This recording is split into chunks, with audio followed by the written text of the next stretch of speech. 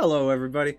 What is up? Penis. Welcome. Yes. Well, you didn't even try. You didn't even like do it as we were transitioning. I was already like 3 seconds in. I Wow. was giving you talk. Wow, I was you giving guys. people time to hear it. Okay. I Don't- think they- that's what Peter was they- gonna do. Yeah, no, they would have heard it. Yeah, they would have heard it. What's up, everybody? How you doing? Welcome to another chaotic night of D&D with me and my friends.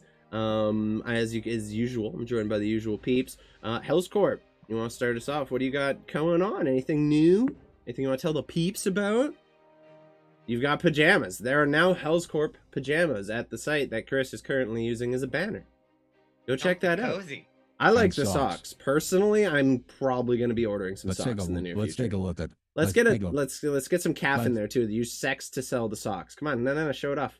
Oh, look at that little. Oh yeah, there it is. Oh yeah. Everyone buy them socks. I do like the double tone. Like I said it before. It's a nice touch. Yeah. Nice I'm a touch. fan Some of good it. gorilla hair. So you can go check them out there at hellscorp.square.site. I'm buying a new computer so I can put it on the shed so that way I can start streaming and I'll let them move my big one every single fucking time. That must be annoying. I can imagine. Well, I'm excited to Dude, see some my Hellscorp streams. thing is literally 3 foot tall and 4 foot wide.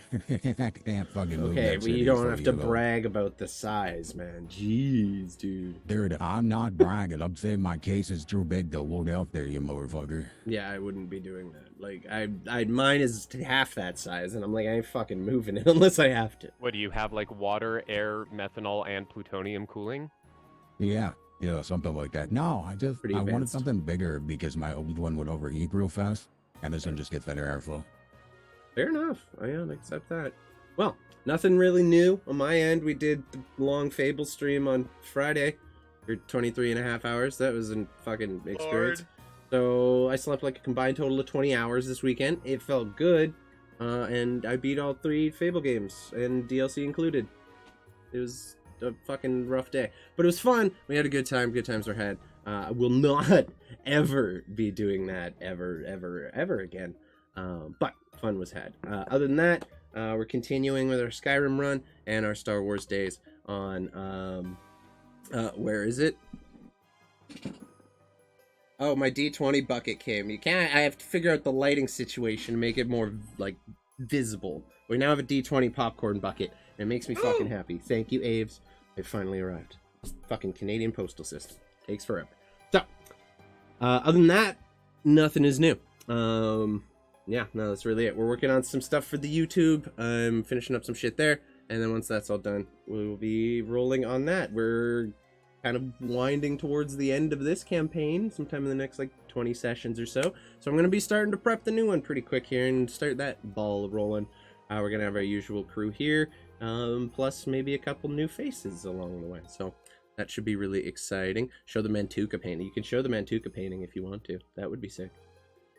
Is it upstairs? It's currently attached to a wall. Fair enough.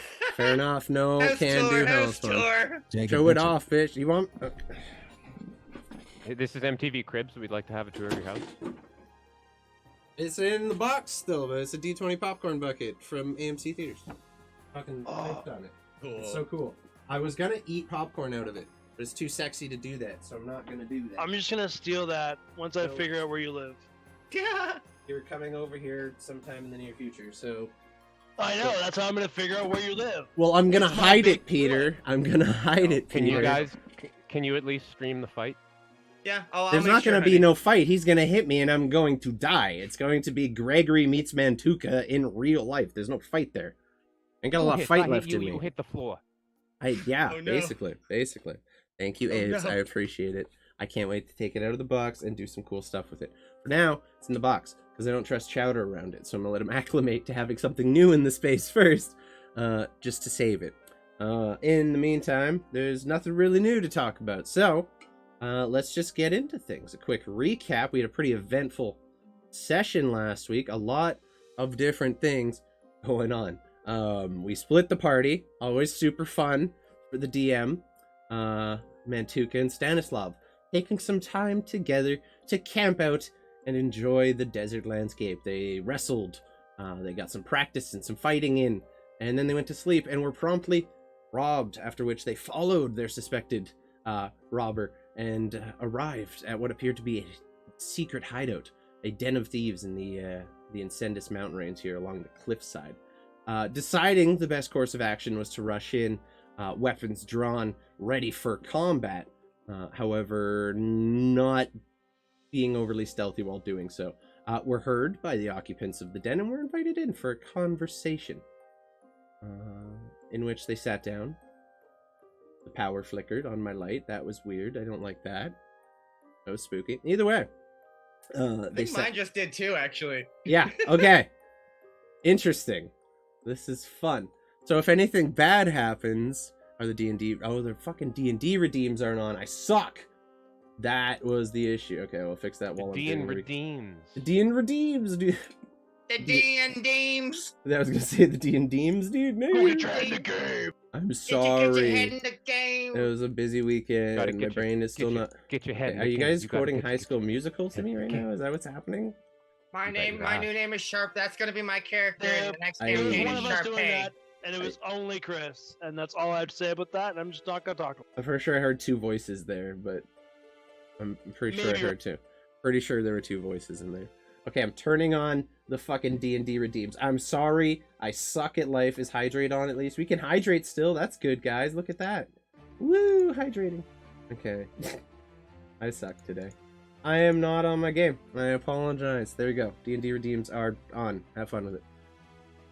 So, you guys sat down, had a brief but effective conversation with a group who was revealed to be members of a very profitable thieves guild known as the Gambit.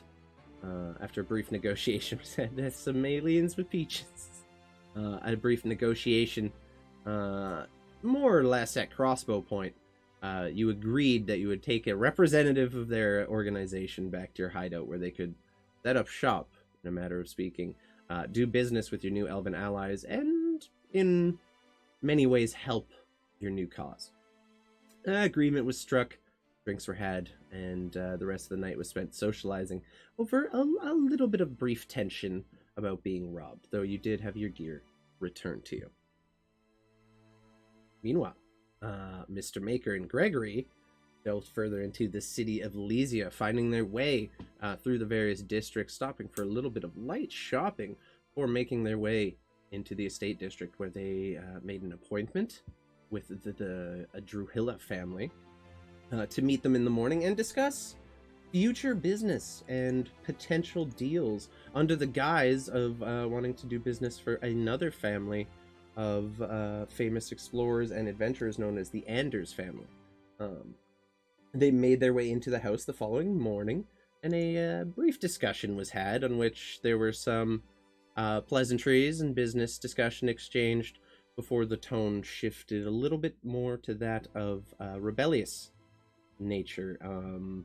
Things were revealed. Gregory's identity was seemingly seen through by your host, and you agreed to bring him with you back to the Nerisch Sanctuary with the Star of the Kings in tow. In hope what you was open one the of door. my personal favorite scenes in our whole campaign ever. It was unreal. It Didn't you was go watch it? so cool.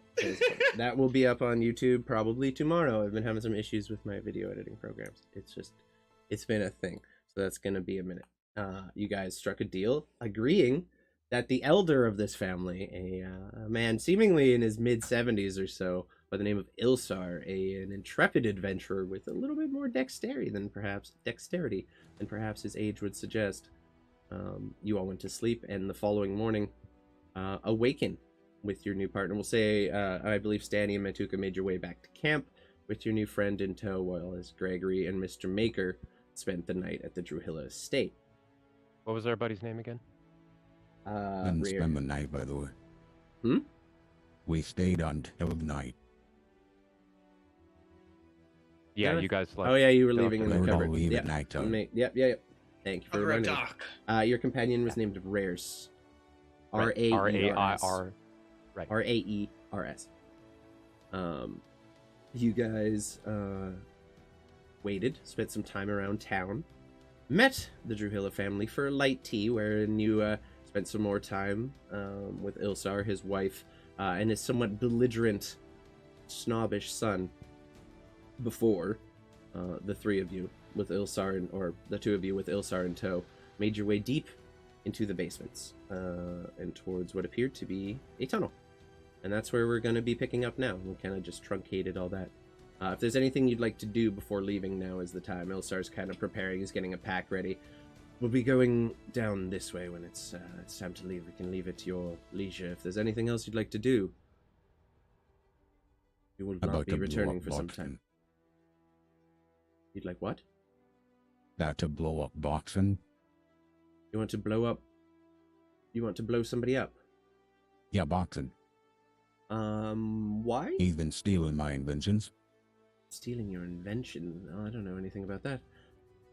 Can you... I'm not sure I'm okay with knowing about that. Like... Well, you don't have to know. You just told me. Don't think I did. Roll me a persuasion check at disadvantage. Does the wink help that at all? It's not a no because of the wink. you get to roll. That was a plus 7 at disadvantage. Oh, right. You're convincing him to forget you said you just want to bomb a major competitor in this. He is just stunned at this point. He doesn't know what to say to that. I'm going to finish packing. I'll see you back in a bit. Good day. And he just leaves. Like, he powers out of the building. He has nothing to say to that. But he just, he leaves to go upstairs, and you suppose maybe say goodbye to his wife, and his son, and his belongings and everything. I would like to turn back in my old face. Uh-huh. And then go pay a visit to boxing. Mm-hmm. Mm-hmm. Do you need any help? Yeah, sure. Okay. Brian, stop! Okay. Are you gonna kill him? Okay. We're blowing up. Yeah, we'll see how it goes. We're blowing up a shop. We're blowing up a very... Okay. This is where this is going. All right. We're winding this in. Okay. You leave the Druhilla estate with your young Gregory in tow. Gregory, are you changing your face? Yeah, I'm gonna go ahead and just very like I just keep doing a lot of darting motion to pull out the little dagger buddy and just kind of poke me in the head with it and turn back into the little junior maker. So kill him. Maybe did you are we just pranking him, maybe? Is that gonna be the thing? Are we gonna see. Okay. Yeah. Alright. Let's just still give him a little talking to. I promised I'd show him a visit before we left. Yeah, that's true. And he did encroach on your copyright. So He's a dirty fucking thief, Gregory. Wow! You're right. You're right. We have to start thinking in extremes. That's the way this is all going. Let's do this. Okay. You leave the Druhilla estate, make your way out the front gates. The guards kind of clock you leaving at this late hour. At this point, the sun has gone down. It is now the evening. And they kind of they let you pass. They don't stop. Hey, we got a raid. Thank you, Kieran. I appreciate you, buddy. And Grim, we got a double raids. Let's go. Thanks for handling the shout outs, Chris. I appreciate it. You guys are the best. I hope your stream was awesome. We are already off the rails. We're about to potentially commit a bombing. So, yeah. Super. It's an accomplice. Terrorism. Super fun. Yeah. Ba-ba-ba-ba-ba. All right. You leave the Druhilla estate, make your way through the estate district on the weaving roads, exiting eastward across the Bloodspring Arena, making your way across the series of bridges, kind of make their way. The guards now noticing you, like they don't stop you from leaving, like they would from you entering. You do seem to have your way back in as well. So as you leave, you kind of just pass the Bloodspring Arena, and once again, you're hit with that smell of a combination of like oasis flowers, breeze, coconuts, and death from the arena. Like it is on the air. You make your way back into the Smell upper that, market. Gregory? Yeah. That's the smell that's gonna be in boxing shop in a bit. Oh, okay. Yeah, it sure is. Sure is, buddy. Woo. Mr. Maker's got a very dirty look in his eye. Okay. I He's keep ticked. like clocking it, and every time I'm like, "Ooh," and then I he's steal myself. It's getting dark. You guys pass into the market district and make your way to Bojen's Baubles. If you're gonna blow up his shop, at least say his fucking name right. Bojen's Baubles. If he's and gonna you die, arrive. He You hasn't find earned it. you find the shop closed. The door is shut. There are no lights coming from within. There's an attached house onto the back that also appears to have all the lights off from the windows that you can see visibly from the street, at least. It's also God. fairly quiet here, except you notice a bit of a hubbub coming from down the streets towards where the inn and the brothel is. Like you hear music and the sound of boisterous voices. First things first, I want to check and see if anybody is like looking, anybody that roamed. Roll me a perception check. So you're looking for guards and shit, basically, Gregor. If you want to as well, you can, or if you'd like to I'll assist help. somehow. Okay. Yeah, that's that, fine. yeah. was a persuasion, not a perception. But Yeah, that's I fine. hit the roll then. My bad. That's fine. 17. 17 and 22. Mr. Maker, you don't really block anything. You see guards that they're making routes, like making their rounds or whatever, but they're passing probably every 10 minutes and they're going at a very slow pace. You gather it's not a lot of commotion happens this side of the upper market. Towards, like I said, down the hill where you hear the music and boisterous voices coming from. There seems to be a few more guards there, but actually I can pull up the map here real quick. While you guys are in here. Does the house itself, or does the shop itself look like it has like living quarters in there, or does it look like maybe he isn't in there at night? No, like the shop front that you entered was like a rectangle sized thing in this large octagon building. You gather the back rooms are in fact where he lives. So if you look at the map there, which says Bojen's Baubles, there's like a square of it that is the shop, and all of the round part are his different rooms. It's Cool. small. It's like a cozy sized dwelling, but it's like very well made, and you can tell by like the way the roof comes in, there's ventilation going underneath, so it's like there's a light breeze going through at all times, and the windows are sturdy. Yeah, Gregory. seems like he's made a really nice little home for himself. Gregory, make us invisible. Okie dokie. I go ahead and just pull open the box, and a little looks like the Sprite logo guy, just a little green circle with a little blue beret, hops out and takes a giant paintbrush and slaps us both with it, and immediately casts invisibility on both of us. Is your other spell concentration as well? Oh dear, I believe it might be. So yeah. So That's right okay, as so you for- flash on the invisibility, your form switches back to that of Gregory, and you now both stand invisible in the street in front of Bojen's Baubles. Oh, okay. And does. Okay, I would like to first check the door very gently, very quickly, see if it's locked or unlocked. Definitely locked. Can I pick it with these tools? You can try. There is a keyhole. Go ahead and roll me a dexterity with your proficiency for thieves tools. We make sure that I can I do didn't understand a something. word of what that said. Let me make sure I can't do something here. I believe I have the bonus with thieves tools or arts and tools in hand. And Don't you add another +4 to that, your proficiency bonus? I believe so, yeah. That's what I'm making sure of. So, as you kind of get the lockpick in there, you begin fiddling in the lock. You feel one of the latches, and you This was 8.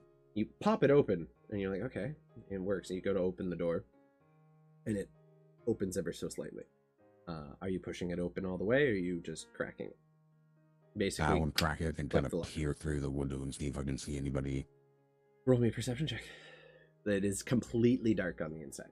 It is pitch black. There's not a light inside. Okay. Yeah. Completely dark. You look at like under some of the doors, you can see exiting from the main shop area. It's kind of like central shop, and then there's doors that go off of it to each room. So it's like kind of like a living space too. And you like looking, and you see like no light whatsoever from under the door. It is completely Do I dead. hear anything? Or Nope, there's no one snoring, no one moving around or anything. It seems like the house is completely empty. And you're like looking around on all the shelves, all of the goods are gone. Like everything that's up for sale is just missing. The little signs displaying what was there are still present, but it seems like all of the magical goods themselves have been removed. Okay. Before I open the door the rest of the way, I'm gonna kind of back up and whisper to Gregory. So, how do you think we should play this? We just bust in and stab a bitch, or? I guess, I was thinking like if we, I don't know, broke a bunch of shit, that'd be funny. Why we gotta stab him, man? Gregory, the mobster here, just goes in and breaks your shit. Like, pay me my protection money, bitch. You know, maybe that's fun. Yeah, but I guess He's encroaching on my profit.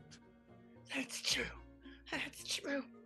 He'll, if he's still selling my things for a higher price than me in a more wealthy area, I just will fly.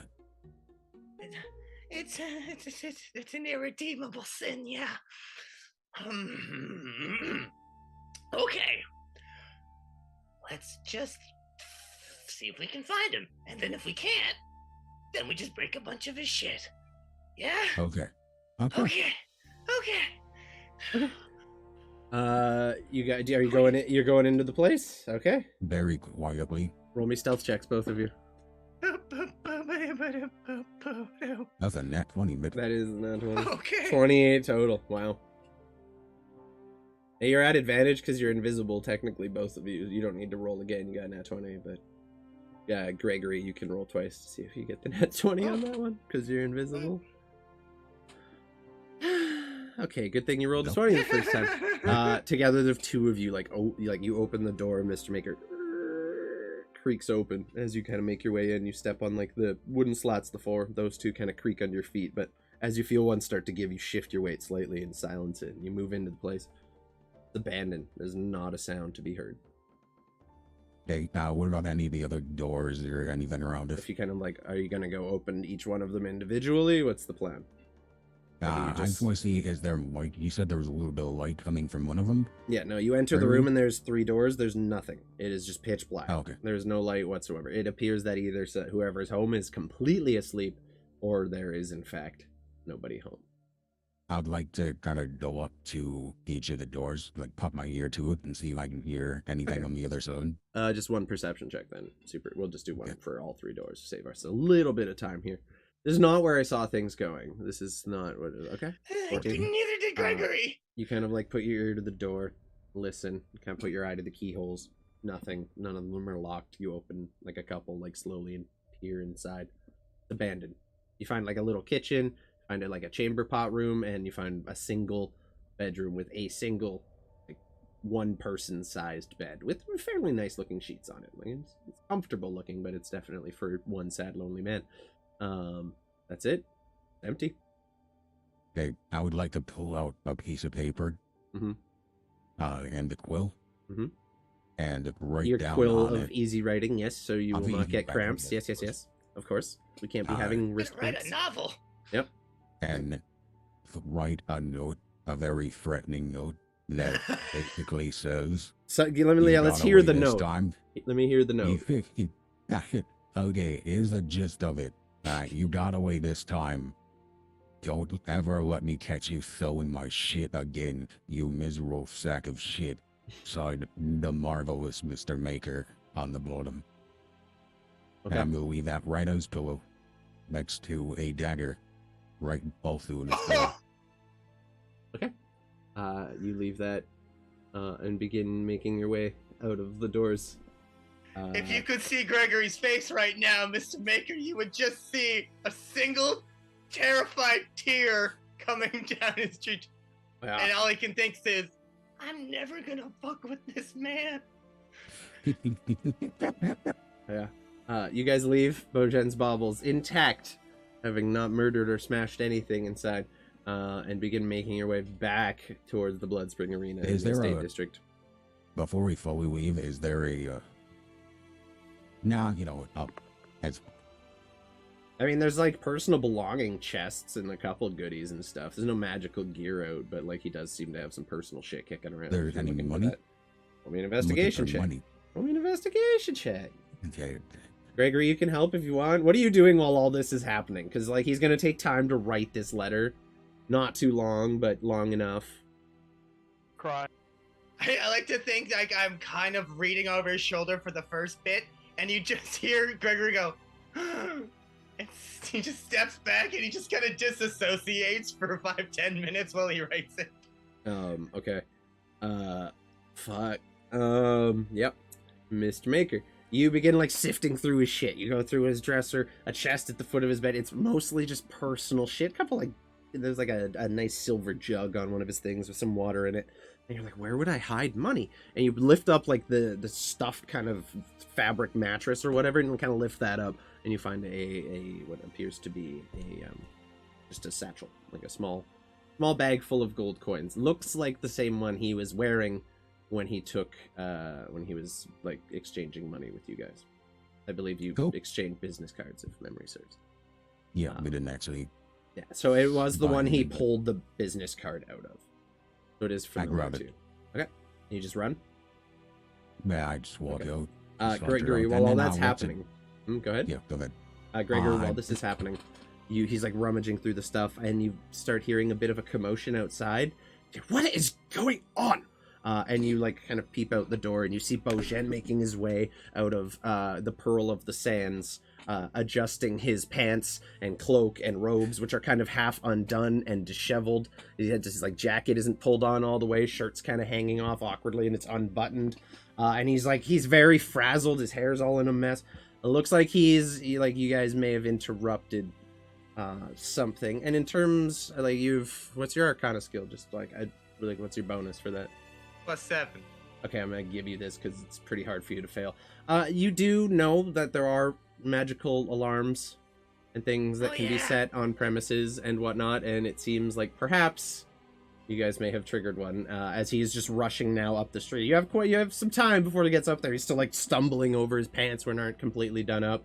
But that's what you see. What are you doing? What's up, man? Just gonna go ahead and like Was the hug dude the wall. in the blowy? He was in the Pearl of the This is Sands. the brothel. He was in the brothel. Okay. All right, just making sure. You know, I don't know what. I don't know what was happening to him. I don't know what was going on in there, but he's definitely like you definitely like there's major cock blockage happening right now for sure. I'd like to hide behind the door, Okay. the mostly open door, while invisible. Okay. Just hide there. Yep. Gregory, what are you doing? Are you participating as well? hugging the wall and just like Alright. looking for the open door and trying to go towards it very Both of slowly. you stealth checks at advantage.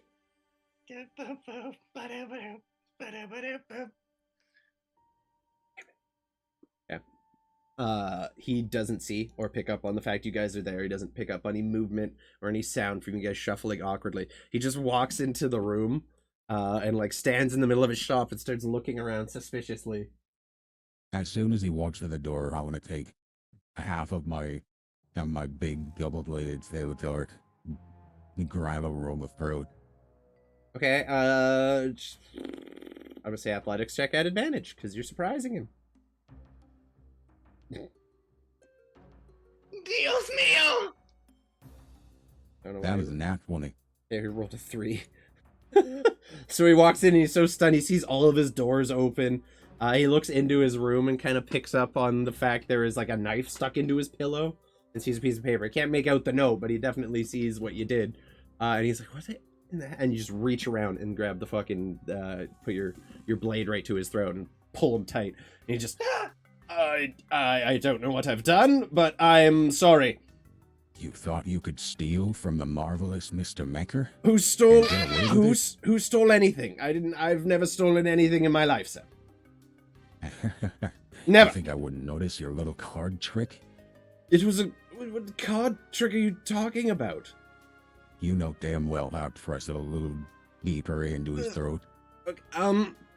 Okay. Someone heard about it out of Southwatch. It sounded like a good idea. So I made some. Did you register the copyright with the Imperium? As you kind of dig the blade into his throat. Yeah, I will, I'll kind of whisper there, I'll kind of like gesture. Wow, I guess you can't see it. And Gregor, you're beside me, right?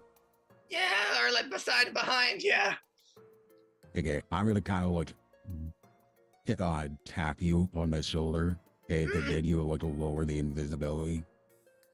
At least on me.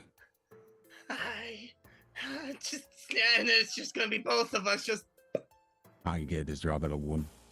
Damn. I was probably too nervous to be able to do that. Fair enough. He's like, he looks back and sees like the familiar face, and then he clocks Gregory kind of against the wall there.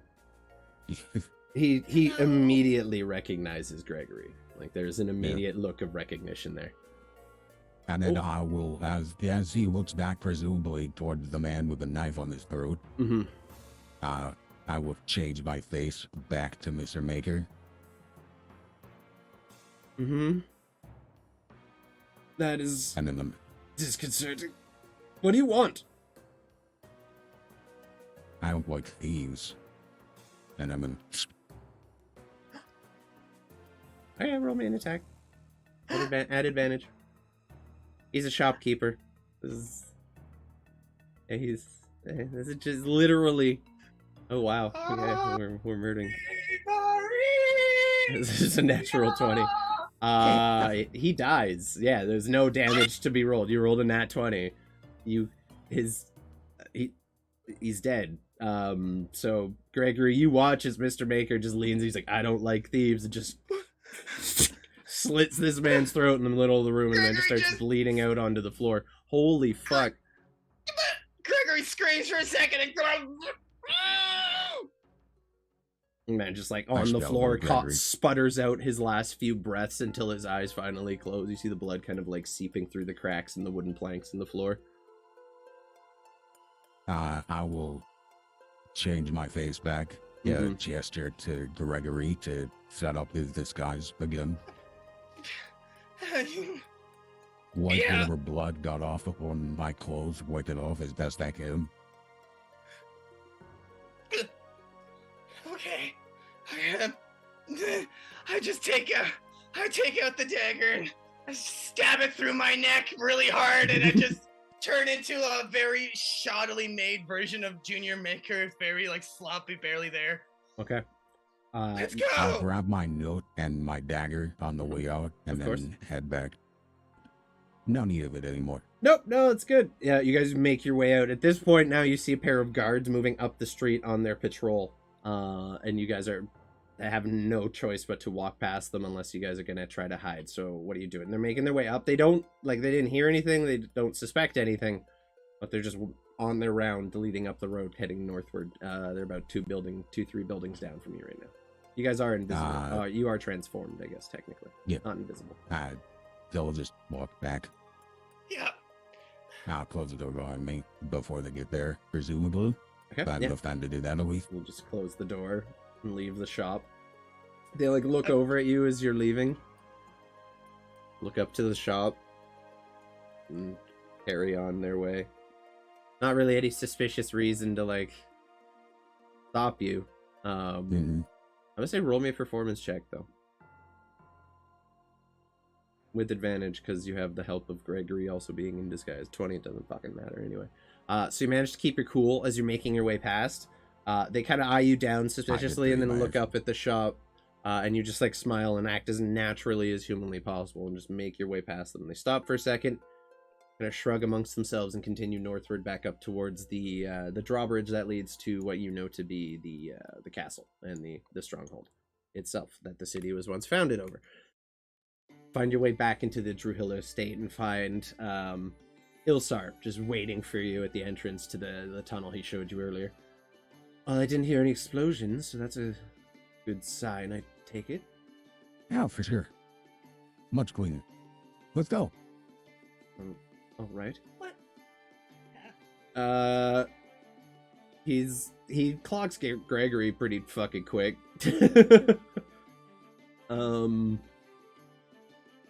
You all right? I didn't sleep.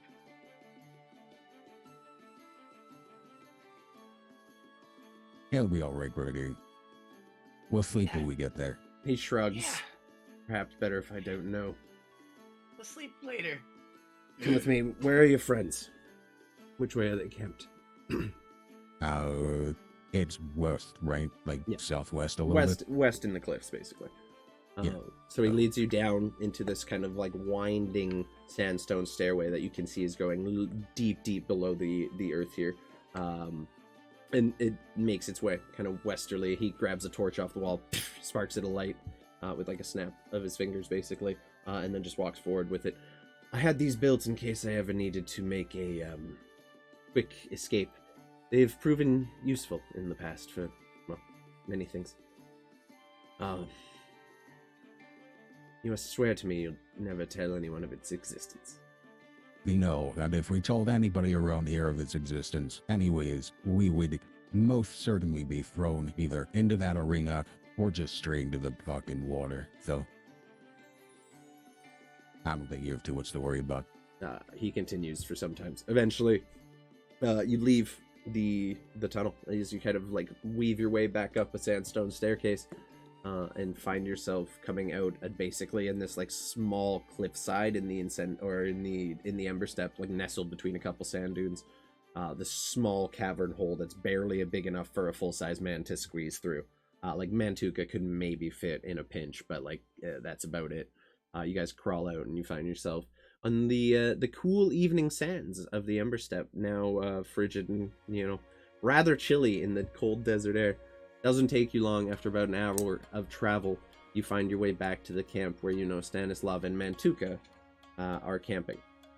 Stanislav and Mantuka, did you have someone go on watch while you were camping? Yeah. Okay, who's on watch? Danny, take first watch. Smelly. Smelly's taking first Needs to watch? fucking redeem himself. Wasn't it Battle? Sparto? Whatever his name. Oh yeah, shit, yeah, pull up his Sparta was watching the camp while they were off doing their shit. They've returned and have been sleeping for a few hours at this point. Cool. Danny will take first watch. Who? Danny? Danny will take first Okay. watch. Yeah. So roll me a perception check. So I see chat popping off, but I'm not gonna read it. You guys have fun judging each other. Okay, with a 9, you're like sitting there doing your watch. Rolled 19. And you're like chilling. You don't pick up on anything. You don't notice anyone coming toward the camp or anything. And it's Ikesh's voice in your head that you hear. We got company coming. And that's when you see these 3 figures making their way through the sand dunes. Gregory, Mr. Maker, and a somewhat like thin, lithe-looking old man who kind of carries himself with a bit of a regal nature, and they're just coming over the top of a sand dune and kind of walking towards the camp. Being from the Ember Step, would I ever... I'm sure I would have heard of him, but would I ever have seen a visage of Mr. Drewhilla? Unlikely. I don't know how much time you guys spent in towns or amongst treasure hunters. Probably not that much. You know they existed, like the Drewhilla family's famous. Their wine is like world renowned. It's very expensive. It's like the next best after Elvish wine. Do I know anything of his stance towards slaves? I think, didn't I tell them a little bit about it? Or yeah, you would know that he, in fact, he does not keep them as just a rule. He just but I don't know that this is him yet. So. Yeah, he just employs the staff. Yeah, you just see them being essentially like 2 steps behind them is this old man who's walking his way through the sand dunes with a cane, almost like inconveniently. You notice he's wearing a long coat and a hat, which he put on when he left the estate with you guys, and is just carrying himself with a bit of a regal nature. The coat's like long, kind of down to about the middle of his shins. It's like a long, almost trench coat look, but a little more classy looking, almost like a pea coat. You know what I mean? Below bigger. But we see now that it's you see Mr. Maker and you see Mr. Maker and Gregory leading this guess, individual towards your camp. Yeah. Oh, hey guys! Stanislav starts walking towards him, and sees Gregory, and goes and picks him up for a big hug. I kind of like, it takes a good 3 seconds to reciprocate. I just kind of hang there, and I just hey, hi, hi. Buddy, you You all right? Yeah. Yeah. And did some bit sleep last night. I didn't sleep. It was a lot. It's just. It's. We're heroes. I have to say really like hard and that I'm. Sure, or Well, it's good to see you too, Mr. Maker. Who's your friend? this is, forget his name, Ilsar. Ilsar Druillo. He's going to be accompanying us on the way back. He turned out to be more understanding than we were expecting, and he has the diamond. Also, Indeed. the other gems. So we don't even have to buy those. But you told. It's Well, a pleasure to meet you. He puts out his hands puts out his hand to shake with you. My name is Ilsar. the pleasure is mine. My name is Stanislav. Oh, believe me, I'm aware. He shakes your hand. Quite the impressive display you put on in the arena during the Tournament of Champions. Were you there? I don't like to watch, but once a year it's necessary for all the noblemen to make an appearance. Very impressive. Congratulations. Oh, Stanislav kind of gives a bit of a guilty kind of shameful look almost when he says that. It wasn't the smartest thing of me to do, but might not be here now if I didn't do things like that. Well, it certainly made an impression when a wanted fugitive walked into the middle of the arena and claimed victory. It is good to meet you. Where are the rest of your companions? We have much to discuss. And Stanislav points over his shoulder towards the cave. They're all asleep right now. I'm on watch currently. Good. Perhaps we should wake them. We may want to be leaving in a hurry. Oh, all right, sure. And Stanislav will turn around and start going into the cave, waking up Mantuka first, and then the other two. At this three, point, Mr. Maker, technically. you see Svartal, your henchman come up. He's, hey boss, it's good to see you. I'm glad you're back. Yep. You made it. Yeah, I was I starting sure to have did. my doubts. Anything Don't exciting? worry, buddy. You do anything cool? Well, there was a bit of a competition that I had to deal with. No, And we other than that, hate it was- competition. Oh, we hate competition. We hate competition. Good job, boss. Yeah, I give all down back. You get it. Yeah, it was an eventful time while you were away. Maybe I'll What happened? let them tell you about it. It's like, well, we got a new guy, and he points over to this like very squat looking halfling with light sandy brown hair and kind of like 5 o'clock shadowy beard. It's not very well kept. He's got a very shifty look on his face at all times, and he kind of has like a half-cocked smile. I'm gonna Stanislav turn points this to him. Stanislav. I want to This- turn this as you picked up a new guy too? Yeah, not by choice. This is Raers. He stole some of our shit in the middle of the night. And now he's here? Yeah, I well, don't like Steve.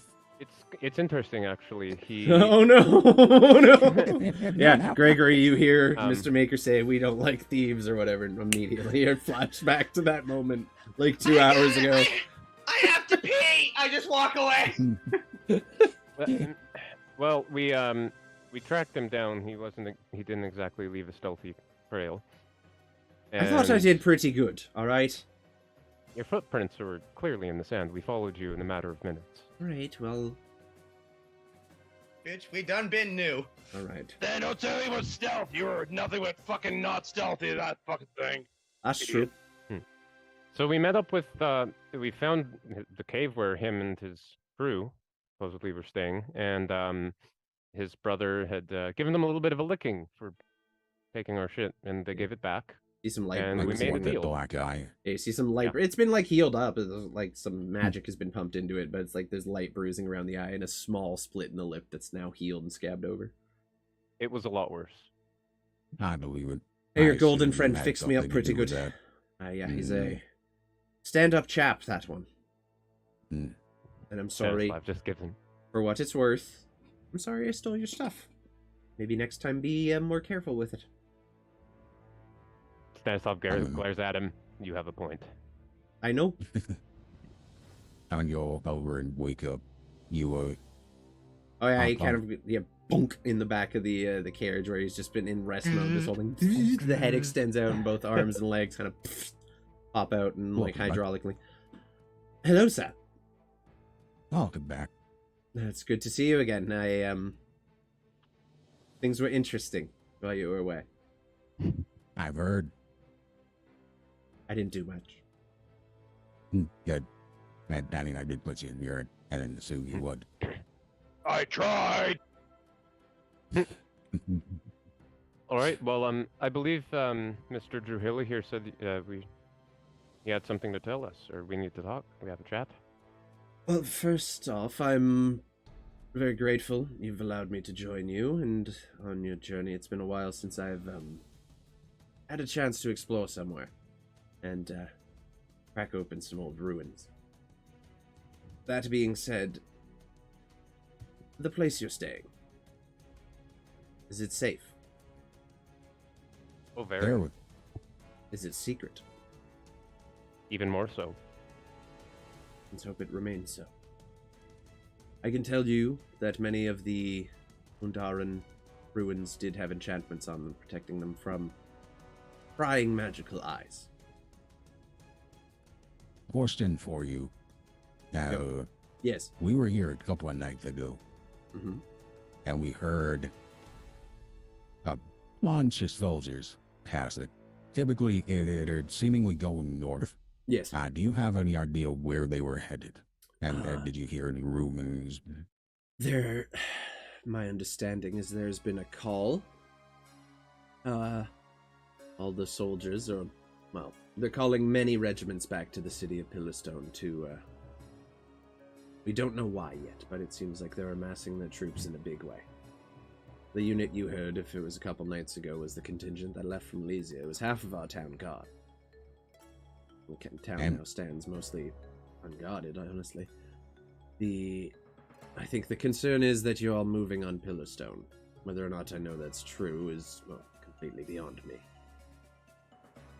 As it stands now, they've seen fit to shore up their defenses there, and it seems they may have plans for Southwatch as well.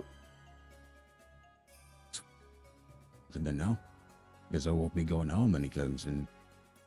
No. Most likely not. Well, That being said, there- it would behoove us to move with haste as much as possible here. They are looking for That's you. what everyone said. I got out of bed and we're sitting there talking. Let's go. Man of action, I see. Thanks. The only half of it. Are you all well rested and ready to travel? Fuck Greg no, comes come on, around the Chloe. corner. Let's go, you little shit. Yeah, we're all ready. Let's go. Right. Smelly kind of like, I'm here. I got your weapons, and he just like has the arm full of weapons again at this point, ready to go. If you forget any of them, you're coming back here to get them. Okay. I got it. He like loads. He just starts loading the weapons into the back of the cart. Goes back for another handful. Does like a double check. Then does that thing when you like leave a hotel room and you just do another walkthrough just in case. Looks under like a rock or some shit. Does not find anything missing, and all of your weapons are accounted for in the back of the carriage, which I guess now needs a horse to pull it. If I Yep, remember correctly. I'm hooking Cash up to it. Ooh, I want to. Oh wait, no, I'm taking 10 minutes to ritual summon Cash because I had the dog before. Oh yeah, I just figured at a That's when I certain had point done it you would before. have just Yeah. no, that's fine. Totally cool. The horse returns. You guys all load up. I'm sorry to wake you, but the sooner we figure out what it is going on here, the better. And I'm worried the enchantments on that ruin may not hold up forever. And if we're lucky, I'll get there in time, and I can help shore up the defenses a little bit. 2 questions for you. Yes. Number 1, how much was in that universe? How much was in your what? That satchel with the. Oh, the satchel had 273 gold pieces in it. Good sweet cheese. 20 platinum in it. Jesus Whoa, whizzes. hold on. I gotta write down the word. I can't do that math right over He it. he sells exclusively to rich people. This guy He said has money. 273 gold. 273 gold. What did I say? 20? 40 platinum. 20. 40 gold? 20 platinum, yeah. 21? 20 platinum. 40. No, it's 20. 40. Fuck you. Fuck you. It's 20. 20 now. And you find a couple like a box that has been closed, and as you open the box, you find like you are assaulted with the scent of Oasis Spring as you find hundreds of this man's scented business cards in this box, just waiting to be pulled out and handed out. And it's like as soon as he opens that box, everyone within like a 10-foot radius is just like you just walk through the perfume section at a Sears type shit. Like, it is very unpleasant. Yeah, it's almost second. Yeah, it's bad. Let me see here. Constitution. Yeah, Gregory throws up. You rolled a nat one. Gregory immediately just in the sand, just pukes everywhere. Oh, gnarly. I will take with the green flame blade and just set it on fire. Oh, okay. Now I need everyone to roll me a Constitution save, because as these cards begin to burn, they just release the most noxious odor, and you discover very Everybody quickly can add that it was 4 not, to that. in fact, an enchantment on these cards, merely just heavily perfumed paper. Yeah. Not only was he a thief, he was a really shitty I'm not thief. one too. Mr. Maker, you also throw up. You're not sure whether it's the lack of creative integrity or the fact he didn't even bother to use real magic to create them. He just perfumed the shit out of some business cards.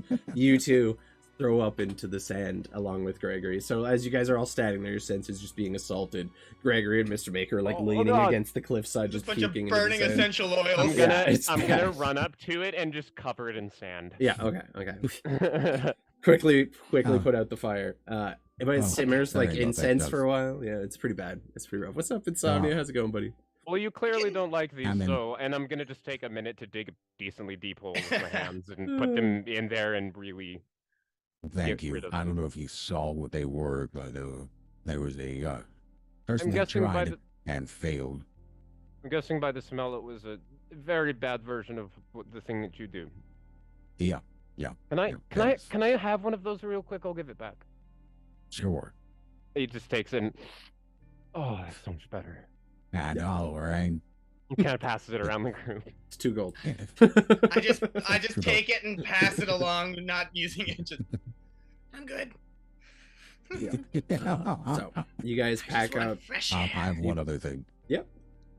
I forgot that Stanley gave me that +1 dagger, and I was looking for one a couple of sessions ago. Yep. Alright, so I want to look over to I gave that to you in Southwatch. Yeah, it was ages ago. Years ago. I'm gonna go walk over to that swirl and hand it to him. He looks up at you with like a devilish look in his eye, like you might have like a brief moment of like, was this a bad idea? As he just smiles, thanks, boss. He just slides it into his belt.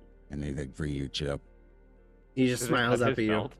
No, he's got a fucking sheath for it that was empty. He lost his dagger somewhere. He just smiles up at you, and like there is a genuine fear in all of your hearts. Like, what have we just done? We've given a weapon to a lunatic. Even before, when he was training with you guys in the shield wall, you basically gave him a pointy stick to poke people with, because that's all he could be trusted with. Mantuka has advantage on a roll. I need to remember my disadvantage. Oh wait, I did. How many people that we have now? We have more people than when we got here. How many people can we fit in the cart? Mostly all of them. Yeah, it's a big enough cart. It's going to be slow moving if you're having one horse pull the whole thing, but you can move. If you Stanislav is going to help pull the cart because there's so many people. Okay. So as you get fucking Ekash all strapped in, all set up to pull the cart. You just basically grab a rope and lash it around yourself and lash it around the cart. Is it okay? Cool. Basically, so there's like the 2 posts that the horse harness is tied to. I'm just going to take my rope and tie 2 ends of it to that, and then fashion like an over-the-shoulder, around the waist type of harness. Easily done. Mantuka, are you just going to watch all this happen and hitch a ride in the back as well? And I'm gonna cast non-detection. Mantuka's doing things in the background the DM doesn't know about. So as you're like moving and like pushing your way forward, you get moving, get the carriage going, the horse kicks up with you. You guys get a pretty steady steady pace going. It's slow-ish moving, and then you feel like you get going a little bit, and then Mantuka sits down on the back, and you feel yourself like lurch and noticeably slow down for a second. All right. And you have to put some more weight into it. Go ahead and Fine. I'll fucking pull the goddamn car like a fucking no, domesticated bull. he can get it back up to speed. I'm not saying he's stuck, but there's a definite moment where it like lurches for a second. They gotta put a little zhuzh into it. Roll me an athletics check, Stanislav. Go back to my slave days. Okay, 17. How long are you planning on doing that for? Half the day, just so I don't. Oh wait, I have a magical horse that can't be exhausted. Yeah. I'm doing this for speed, but it's nighttime, so I'm not gonna have to worry about heat. Stan's Right. gonna take one for the team. If He's anything, just you'll just gonna send it. Okay. Roll me a Constitution save just to see how we do here. Yeah. It starts to wear on you by like the time you're hitting the 6-hour mark. Okay. You are a peak athlete. Like you are in the absolute pinnacle of your form, and you have just spent like basically almost a month hauling heavy stone for 10-12 hours a day. This is pretty easy work for you. It's slow moving. It's not like as fast as it would have been with 2 horses, but it's definitely able to keep a steady pace with all the people loaded into the bag.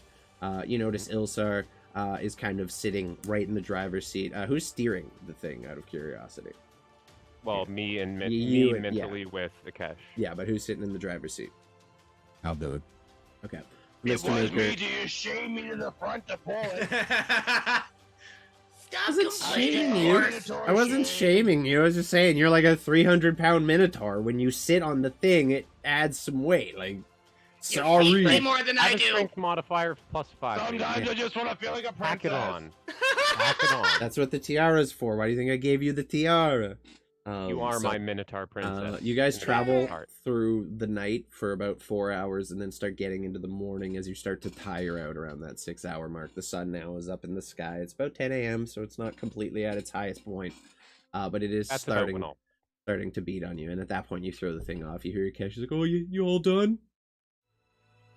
I can't keep this up in the heat, buddy. Oh, it's okay. I got this. And he just like, he kind of just nods at you. You unlash yourself and just kind of... Are you gonna ride in the carriage or walk along with it? What's the plan there?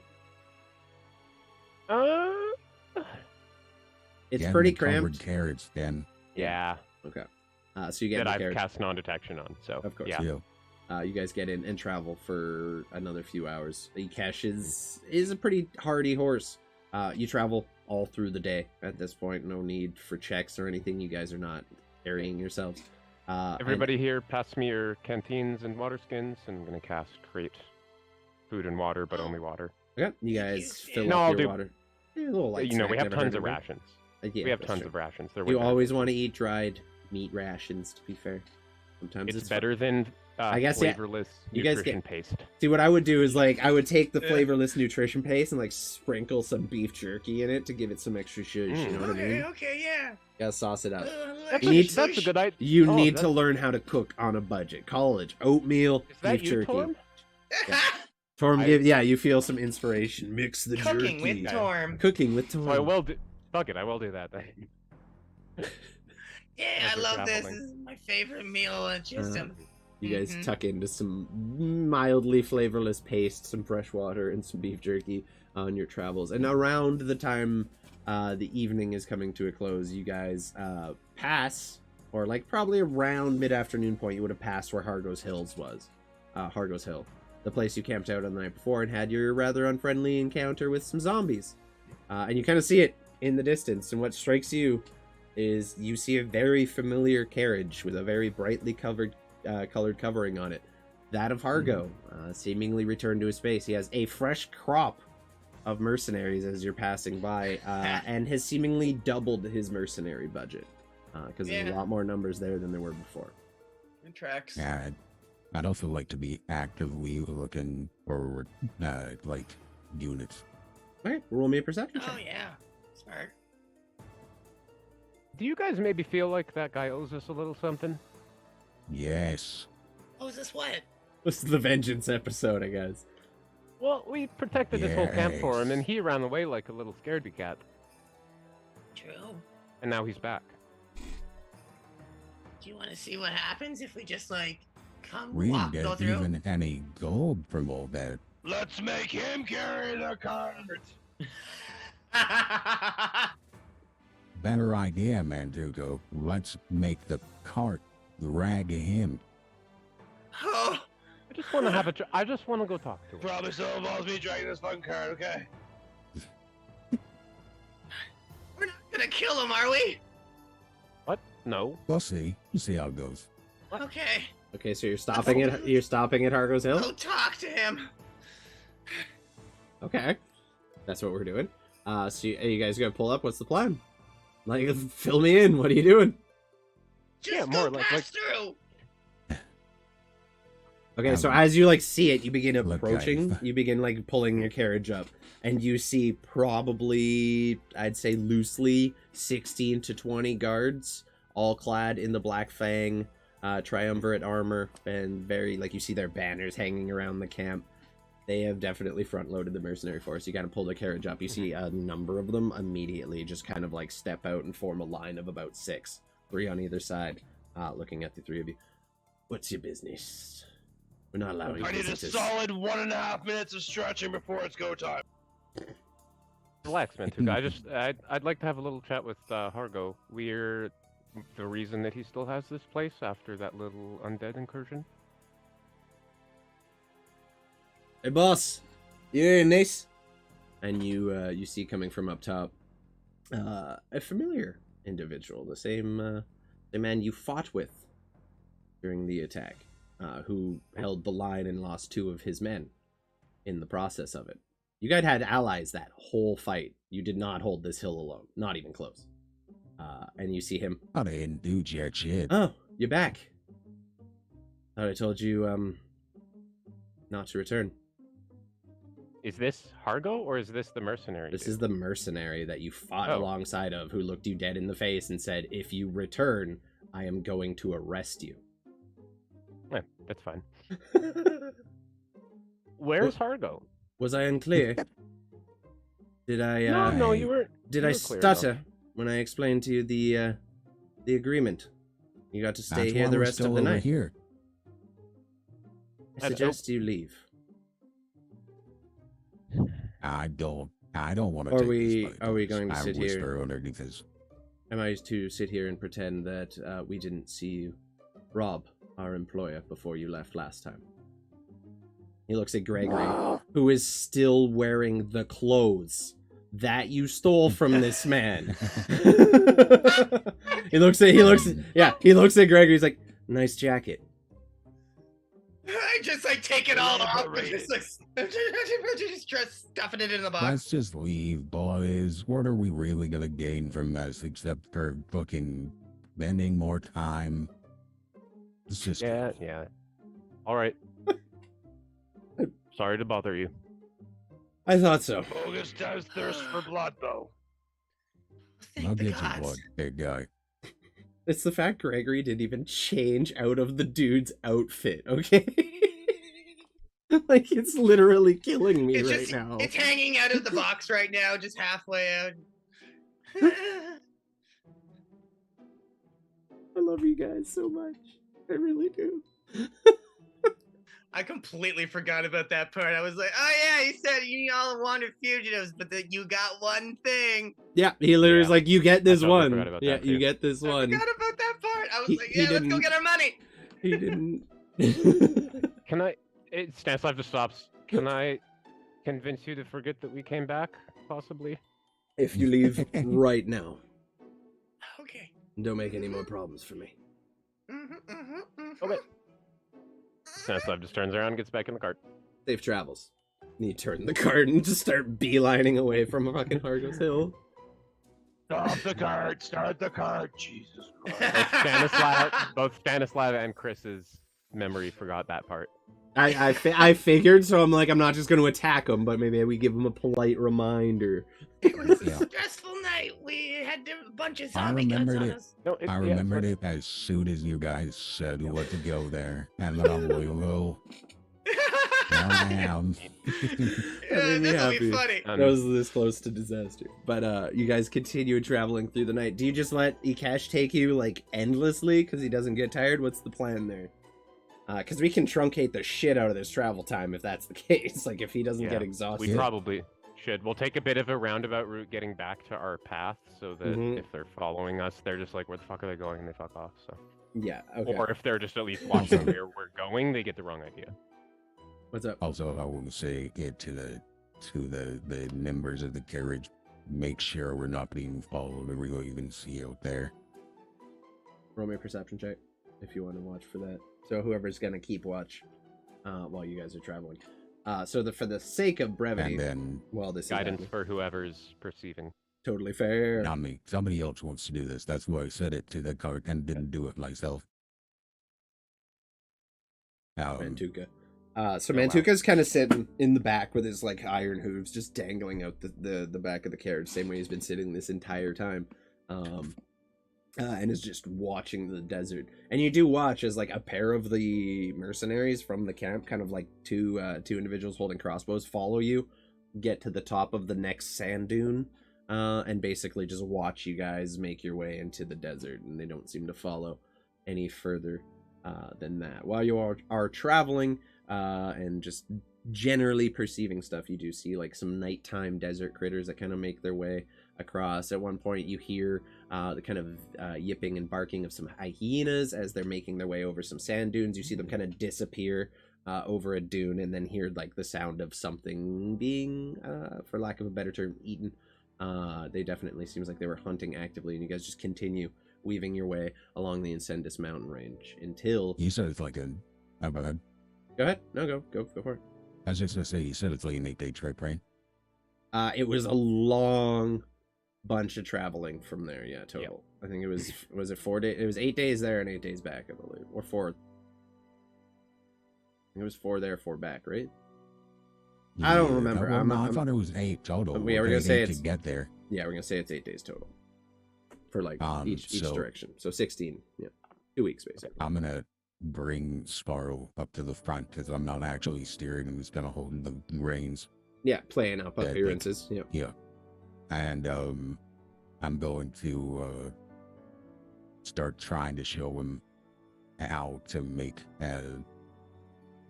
fire on the end of the blade of that dagger. You want to try and teach him a spell? Not quite yet, but I'm just gonna like this is preliminary with showing kind of what he'll be able to do. Okay, so there isn't really a without teaching like skill. Actually teaching. So I'm gonna say just roll me an intelligence check, just to like explain yourself. So like just literally explaining how you do it, like what it is that makes the ability so special. By the way, I'm not saying this is the skill I want to teach him. I just want to like. Yep. Start showing him shit because Yep. that's what I got him. And that's 5 genius. That's a 15. You begin kind of explaining how you do your green flame blade cantrip and everything, and taking him through the motions. And he's watching with a 15. He's watching diligently, but you can see his attention kind of split off from time to time as you start talking about like the more scientific side of things. But there's an interest there. Like as soon as he sees fire too, like attention just snaps right back to the green flame. He seems very, very interested in the green flame blade. And for the sake of brevity and making this travel not take a full 8 days of real game time, we'll say over the course of that journey, you managed to show him a few things. You show him a few of your different favorite spells. Is there anything anyone else would like to accomplish during their travels? You each get, like, we'll say, during this time, you all get, like, one thing to do. If there's anything that's important to you. Or you can just be along for the ride. It's up to you. I would say that Gregory kind of starts out not talking, very quiet, short one-word answers. And about halfway through the trip back, he would take Stan aside and just say, we're gonna have to do a lot of serious things in this whatever we're doing, right? Well, I mean, yeah, it doesn't really get any bigger than what's going on right now. Seems like there's a full war brewing. there's gonna be a lot of things I'm gonna have to do that are gonna feel wrong, and I'm just gonna have to grow up and accept that. Well, you can always stick with your morals. You can try. It's always a good thing to do. Yeah. You do a good job of it, Stan. You really do. You're an inspiration to me in a lot of ways. I don't tell you that enough. Well, thanks, buddy. Yeah, scruffles your hair. And then right when you do, I stop your hand and just like take it, hold it right to my chest and just say, we have to stay on Maker's good side. There's a palpable fear in his voice as he says that. What did he do? What? I think you knew Why? that, but he's just strong in many ways. I let go of the hand and I pat him on the chest. You're a good man, Stan. Stanislav is like, okay, he stops and he like gets down on a knee. What did he do? Somebody cheated him and he made an example of them. And I'm guessing that you saw the whole thing. Every second. Stanislav was literally a does that. Yeah. All right. You notice Ilsar, while this conversation is happening, is like noticeably trying to like pretend like he's looking the other way and focused on something else entirely. But you see like a bead of sweat just going down his face. You guys are all in a carriage together. No, we got out. We're out of I earshot. pulled him away. Yeah. Okay, so you guys are This is walking at some together. point. Okay, cool. Yeah. Just Good- say, good well, to know. me and Stan gotta go pee. Try to pee while you walk to keep up with the carriage. All right, we'll catch up. Carriage It's always is tough continuing. being a play, man. It's gonna be okay, Stan. He's the person we need to have in this adventure. He's gonna do all the things that we're too afraid to. Well, murdering somebody in front of a child is maybe not the best idea. I'll have a talk with him. I understand why he does what he does to an extent, but just a little bit of discretion would be nice. You know, Are you okay? I think I needed to see it. It was a lot. I don't know if it was fair, if it was good, but I needed to see it. Well, I'll be honest with you, buddy. If we end up being in the war, you're probably gonna see a whole lot worse. Yeah, I sort of closed my eyes a lot during the breakout of the prison, and I do that a lot with a lot of things. This time I had to look right at it, and I think it kind of awakened something in me. I don't know, maybe. I think I'm kind of more ready for this. Well, that's good. Yeah. And hey, I mean, if we're gonna try and look at this in a positive light, which I always like to try to do, we're gonna choose to believe that the man was an Imperial who believed in slavery. Oh, he 100% did. He was pretty shitty. Okay. Well, if that helped you feel better about it. Really? But, you know, We love Whatever works rationalizing right now. murder. Oh my god. whatever works right now is just, it's fine. Look at me, Alright. Mr. Maker. Look at the awesomeness of my armor. I'm peeing and walking. This is amazing. Come on, let's. Mantuka, roll me a dexterity saving throw, please. I don't even care if I fail my piss test. Race you back to the carriage, Gregory. Yes. Shit, what Please roll Wait, on. dexterity? Yeah. Save and throw? Yeah. Okay. Okay. So A little bit of pit. as as Mr. Maker, you're watching, like, you see Gregory and Stanley kind of go off on their own, and then you see them kind of starting to catch back up as their conversation ends, and then Mantuka's like, "Look at me, I'm peeing," and as he's like doing, he stumbles over a rock and just splashes on his leg a little bit, and then regains his fucking stride. And it just missed one little beat there, just one little beat. Another perk of the hard takes. Get it, Tim. Come on. You guys continue Practicality of armor. for the rest of your journey. I'm naked. Stanny, is there anything else you'd like to do on the trip? Everyone else kind of has their thing. Mantuka as well, if there's anything you're doing in particular other than pee walking over the course of these 8 days, we can cover that. Otherwise, we'll just get right back to arriving. I am going to, because I'm going to cast non-detection on the thing throughout the duration. Yep. Rest when I need to. As you're doing it, as you cast it at a certain point, Ilsar is going to catch you doing that. How often do you have to do that? Only once every 8 hours. Allow me. And he says, perhaps we better save your reserves in case we run into trouble. He puts his hand on the cart and begins casting. It takes him 10 minutes, but he casts Morden Caden's Private Sanctum, which lasts for 24 hours. Keeps unfriendly eyes off of us. Just a little bit of an upgraded version of what you're working with. Perhaps I could show you sometime. Impressive. For 24-hour periods, he can do it. From divination magic, can't be seen.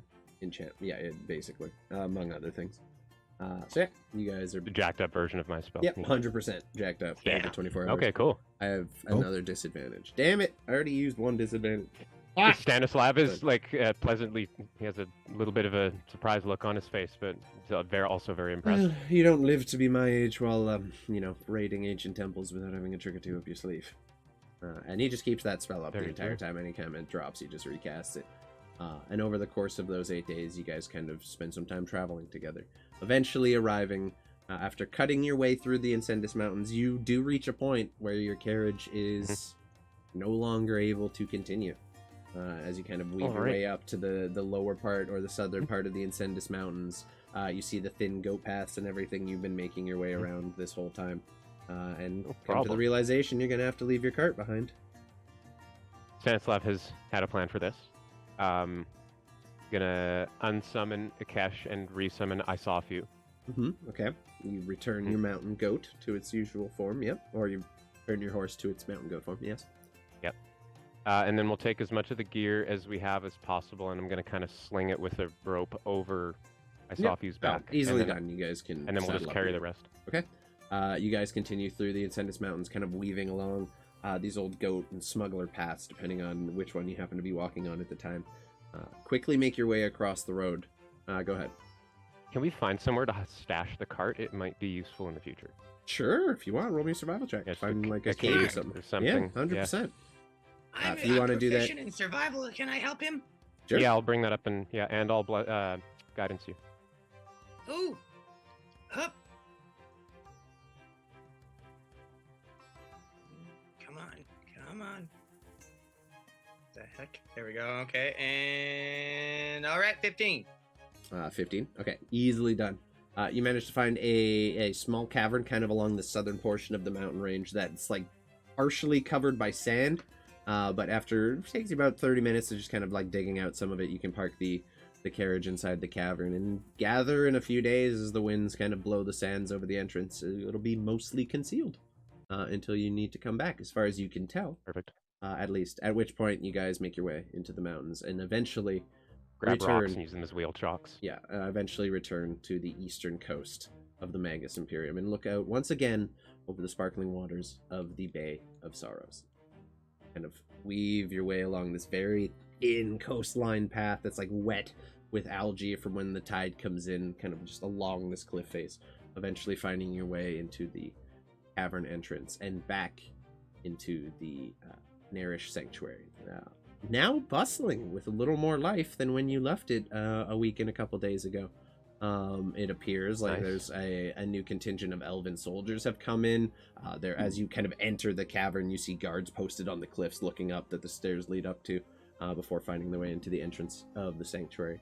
As you guys make your way in with your two new companions in tow, they're eyed, like they're being eyed suspiciously and like kind of not suspiciously, but they're just keeping a steady eye on the new unfamiliar faces here.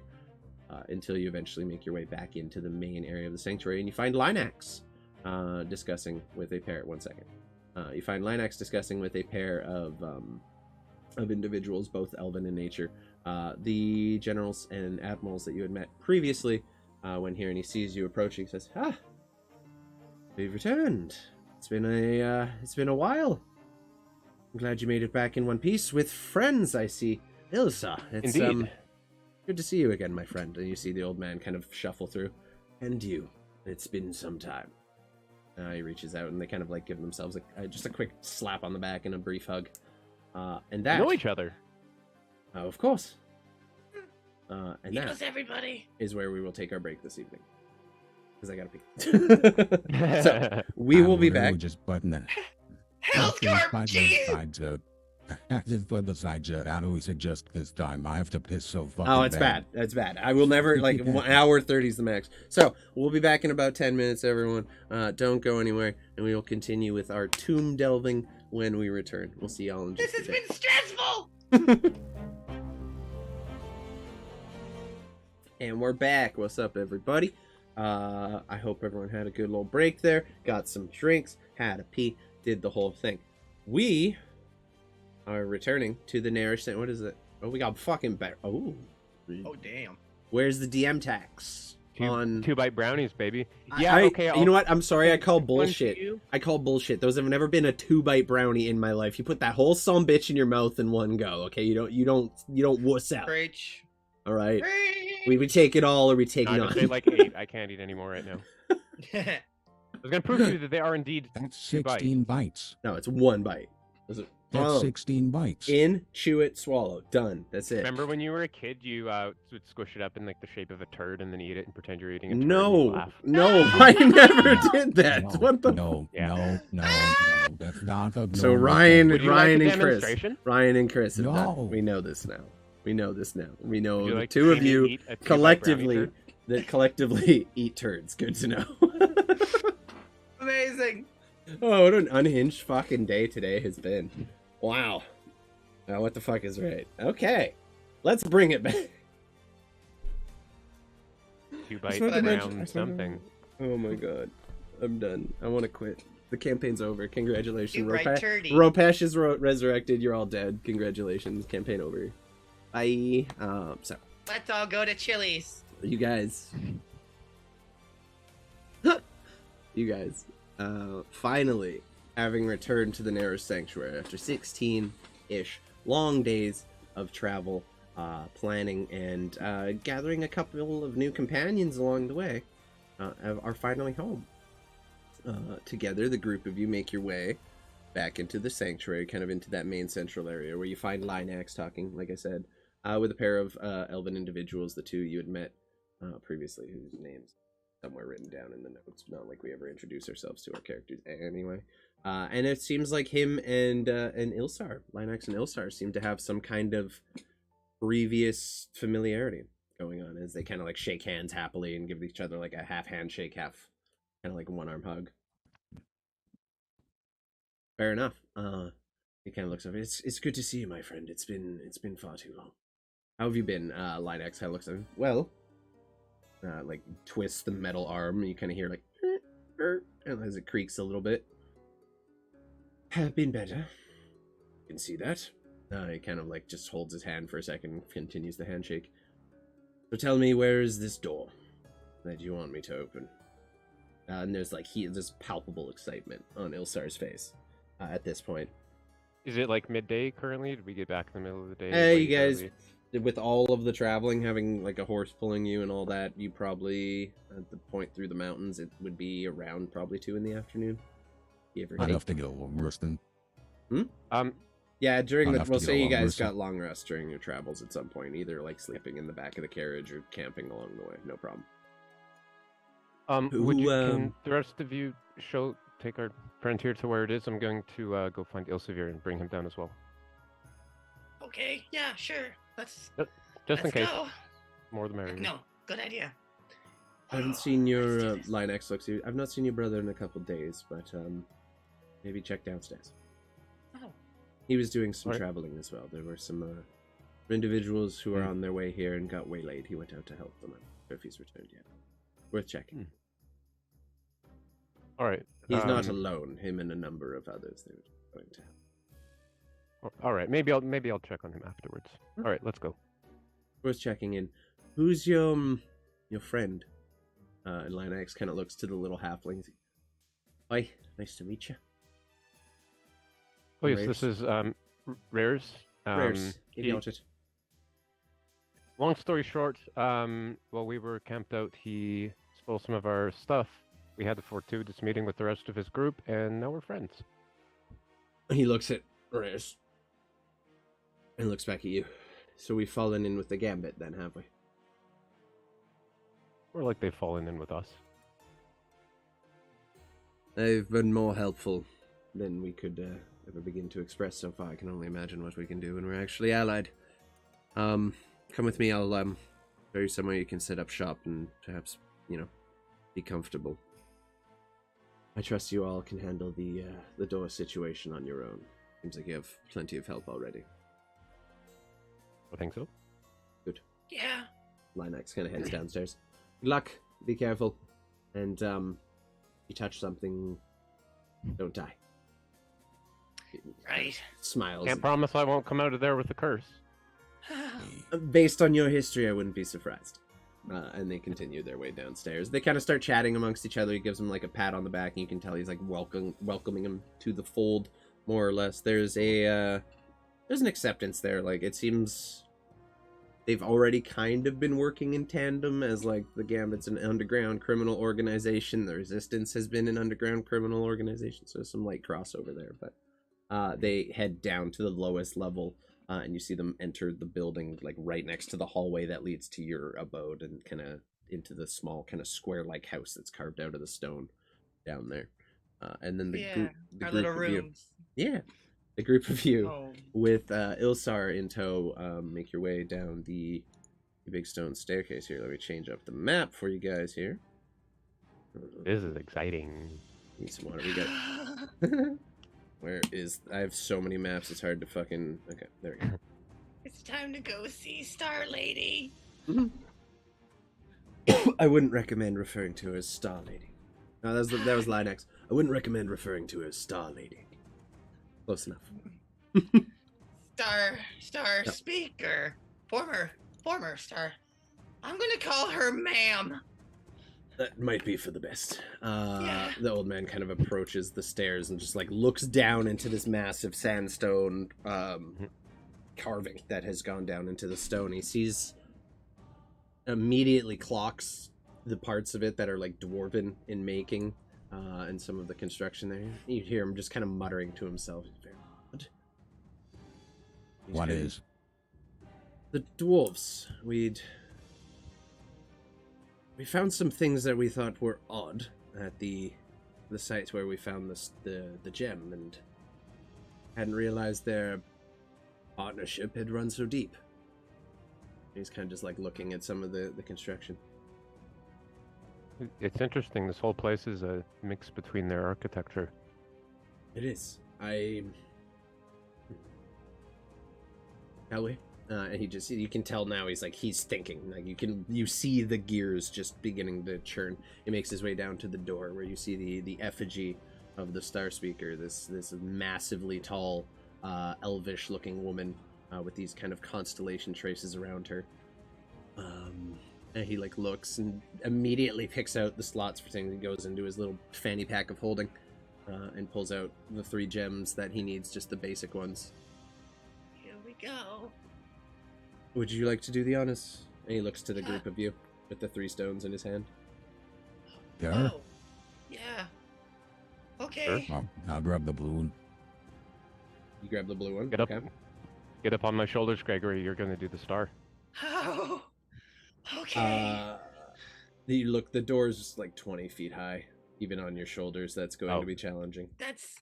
So the three you can do are at like your heights, but like the final slot is way too tall for any one of you. I can I'll do put it. my heels together and fucking fly up there with it then. There we go. Perfect. They're levitating. Better. He holds out the big gem to you, Mr. Maker, and it's like I said, pass the blue off to somebody this else. massive take it. round blue kind of glowing gem, and as you look at it, it's like inside almost looks like starlight, like twinkling of stars. It's very, very mesmerizing, and they kind of twirl and Pretty. move amongst themselves like a liquid core see dice it. almost. It's really trippy. Uh-oh. You see the greed in Mr. Maker's eyes as he kind of like shakes it off.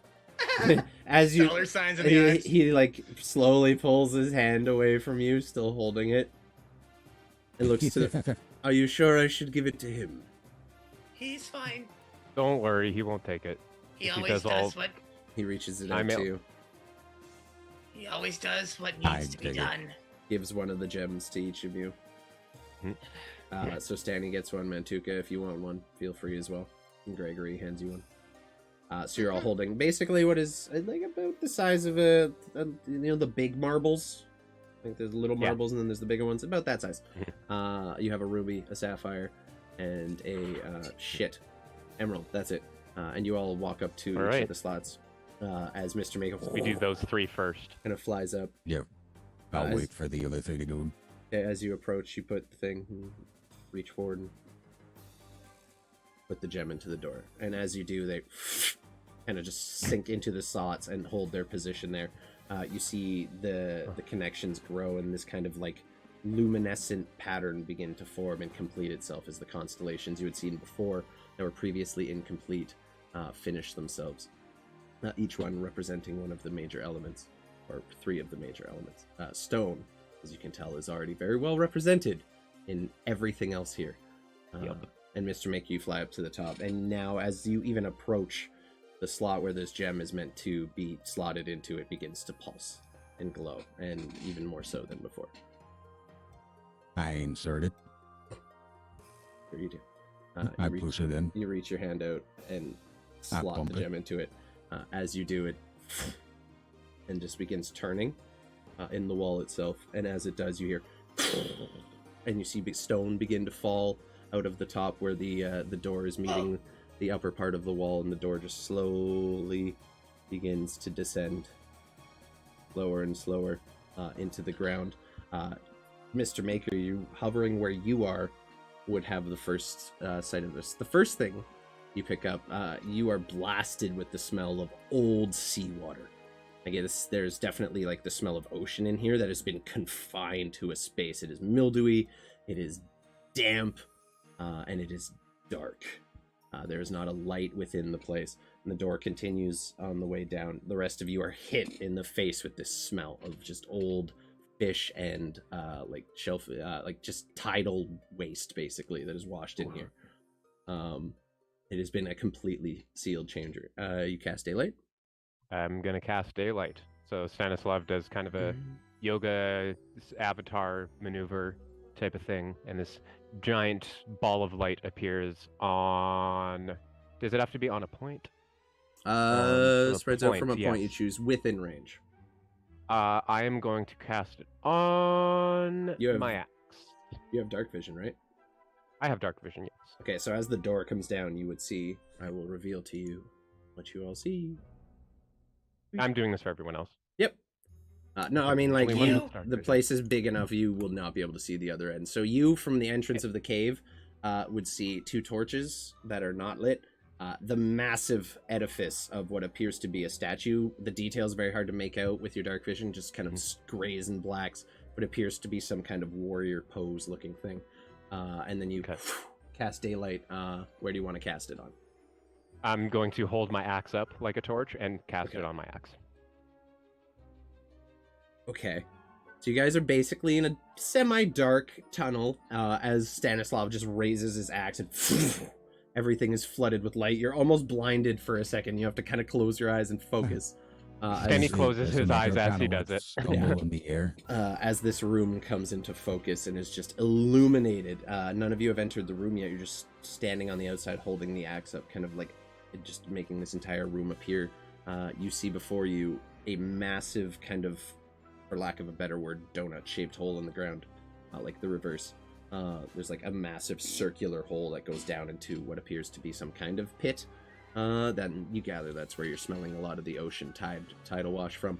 In the center of it, joined by 2 sandstone bridges, is kind of an island, a pillar almost floating, like a plateau in the middle of this, on which you see the shape of a massive tomb, a coffin, a sarcophagus, if you will. Also made from what appears to be immaculately made granite, not from the sandstone hills. He said there were 2 torches in front of us. Yeah, so the statue that you see now, as it's illuminated, you notice each statue has a torch on either side of it, or I guess a brazier, you'd call it, on either side. And is anyone entering the room yet? There's also one on either side of the Yeah. door. Yeah, I'll walk in first with the axe son. As you make your way in, as soon as your foot crosses the threshold and steps onto the kind of soft sand on the other side, all the torches begin to light up on either side of the room. Along with what appears to be, like, as you enter, you notice just an ever so faint beam of light coming from above, kind of focused on this tomb. It's very. You said they were very big. Hmm? You said there were big statues. Yeah, so beside the braziers. each of these in between the two braziers is Yeah. a stone statue, which now you Yeah, see is the shape of a dwarven warrior. And Massive statues, but the scale of the warrior is that of a dwarf. They're standing in traditional dwarf war attire, with a shield and a weapon in each hand, ready to go. They appear to be statuesque guardians of this tomb. Okay. I'd like to cast I was detect just gonna magic. see if I could look at them deep close in. Yeah, no, they Without touching very, the ground. very clearly, like, you make out every perfectly, immaculately carved detail on this thing. It is absolutely Is it? beautiful. Look like they're in traps for anything. They're what? Any traps around them? Or any like You wires can or try to roll anything? a perception check to see a trap, or if you want to get close, start feeling your way around, you can go investigation. It's up to you. Chris, you said you're going to cast detect magic. Yeah, and slowly walk around looking for any magic things, be it, like you said, traps or just anything that's magic in the room. Since present, it's just a sense. Okay, so no auras or anything. Okay. It's within 30 feet. Daylight's not concentration, by the way. Everything in this tomb has some kind of like each wall has magical points on it. You sense an overwhelming sense of magic in this room. The tomb itself does appear to have some kind of magic emanating from it. A couple, in fact. There's definitely a couple sources of magic in and around that coffin. What Any- school of magic is coming from the room itself? Custom DM homebrew magic. Ooh. Cool. Hey. Standing. Probably just For- basic enchantment, I would say. Is it's enchantment, but the idea of D&D homebrew magic is definitely cooked up here. Price is wrong, bitch. No magical traps anywhere though. That I can Yeah, no, the coffin definitely has some shit funky with it. You're not sure the exact nature of it, but it's definitely like hostile of some way. Maybe evocation. No, it'd be necromancy. Ooh. Oh. Yeah. Before you go, Yeah, go ahead. before you go walking around, I'm today. Miss Raers is gonna go pull you back a little bit, without you making the first step. And then, it looks to me like the sand here might be some sort of pressure plate, because all those braziers lit up the second you touch the sand. Oh yeah, that's a good point. We don't Looking know what down else with could detect happen. magic on, is there any magical stuff under my feet? Anywhere? It's less. Okay, that's tough. Less a magical thing at your foot, like a trigger, more like a threshold. Like as soon as you made that crossing point into the room is when the torches came. And It's that definitely- seemed to be a magical effect, though, right? 100% an enchantment that when someone enters this room, the I- torches light up. That's smart, but I don't. I can with my spell up, I can see where the threshold is that triggered the torches turning on. Yeah, also, We should watch our step, though. You're right. Did you Yeah. roll your Can perception you to see if hover there's it? traps? Okay. Did you roll to see if there were traps? Did you decide? I have no idea. But, I don't think you did. was it investigation you said? Investigation, if you want to get close and actually physically like feel your way around some stuff. So 18. Okay. Apart from the warning that the sarcophagus does appear to be trapped, it doesn't appear to be a lot. The stone on the statues is solid. You don't detect anything around them that would suggest that they are themselves triggerable traps. I'm going in. Okay. To the room. I'm good. I'm going in. Tuca, you step into the Yep. sand, and again the smell hits you. Are you all following? Oh yeah. Yeah. I'm floating above you. Okay, you guys step onto the pressure plate, and you all collapse and no. You make your way in, and you hear the sound of waves gently lapping below, and you kind of look down into the pit, and just see a tidal pool, kind of coming in from the ocean outside. You gather it may be connected to the other one where your home kind of exits out onto that little tidal pool that's there. You gather they're probably Right. connected in some way. It is just ocean. You see some rocks down there, some sharp, some not. No bodies or anything. It doesn't look like anything has been in here in centuries, millennia, probably. No footprints in the sand. You do see spider webs. It seems like the insects have managed to find their way in a little bit. Even looking down on some of the walls, you see some different types of shellfish that have kind of attached themselves to it, like mussels and things that have kind of just been living down here. But it is almost deathly quiet. Apart from that, it is silent as a tomb, basically. Gentle lap of water from below is really all you hear. How do those bridges look, DM? Do they look good? They look sturdy? Roll me a perception check. They're made of stone, but roll me a perception check. Okay. I'm a plus size guy. While you're all making your way around and kind of approaching the bridges and sizing them up, the next thing that strikes you is three of the walls. The three walls that do not have the tunnel entrance have bookshelves that are probably 20 feet high themselves. Like this whole chamber is it literally is a hollowed out mountain that they're inside at this point. Are and they it is full of books? It is full of different scrolls and manuscripts and things, some sealed, some not. As you're kind of making your way around, you can see the moisture in the air has done a number on a lot of the books and the non-sealed documents here, but it does appear that there are some that remain intact. Also, you notice while the sarcophagus is very large, it strikes you as almost big enough for two. That's one thing that stands out. It is particularly wide for a lithe elven woman of celestial nature.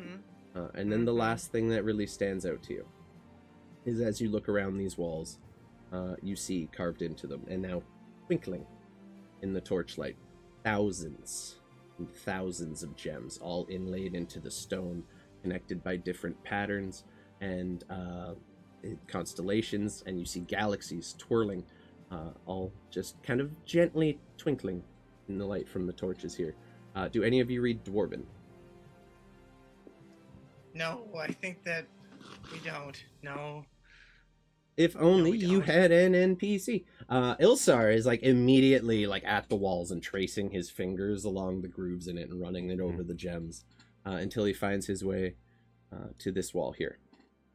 Stanislav's had the realization this man knows infinitely more about this kind of stuff than him, so he's just gonna let him. Yeah, he's completely transfixed in it, just running his fingers along these walls until he gets to that point I pinged by the lefternmost bridge, where he reaches what appears to be a series of dwarven runes carved into the stone. He takes a minute to read it and then looks over at the tomb. Fascinating. What's that? What is it? I don't think any of us can read this. It says that they might together rest under the stars which they so loved. Oh. And he looks back. She's not alone in there. And you look right above it. There is what appears to be a slot in the stone that looks like it would fit something. With the 20 perception check and the 18 investigation, it looks like maybe scepter or something. Have any ideas about what that scepter hold, or I'm not sure what it does, but I have an idea of where it might be. And again, he looks over to the tomb. Stan, you do still have detect magic up? 10 minutes, yep. So the magic that emanates from this groove in the stone is that of the other school, or it matches one of the things you're detecting from the sarcophagus. The one that is not the trap.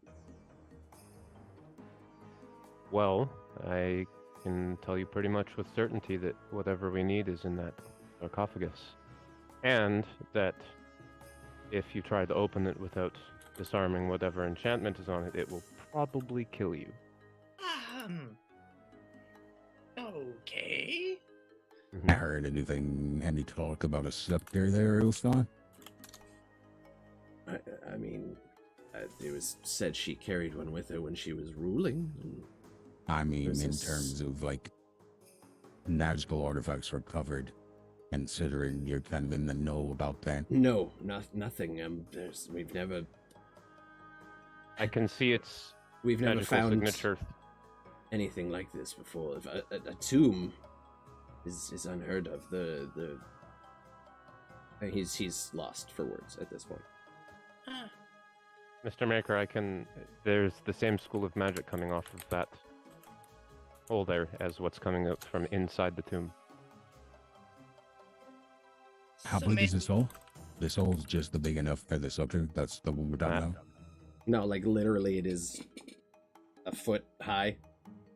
It looks Oh, like it would go in like that. Like it literally, Yeah. this whole thing. So it has like a handle, Okay. and then it kind of branches off, and it looks like there was I a thought you gem were in the saying- center that was kind of connected by like small weaving lines of some kind. I thought you were saying you were holding that sarcophagus had the hole in it, No, but I see what you're saying. It was Yeah. in the hole underneath the room. I think the scepter is in there. Okay, but if you said both schools of magic are coming, there's one coming from the sarcophagus, there's one coming from this wall. Are we sure that this hole in the wall isn't made to open the sarcophagus?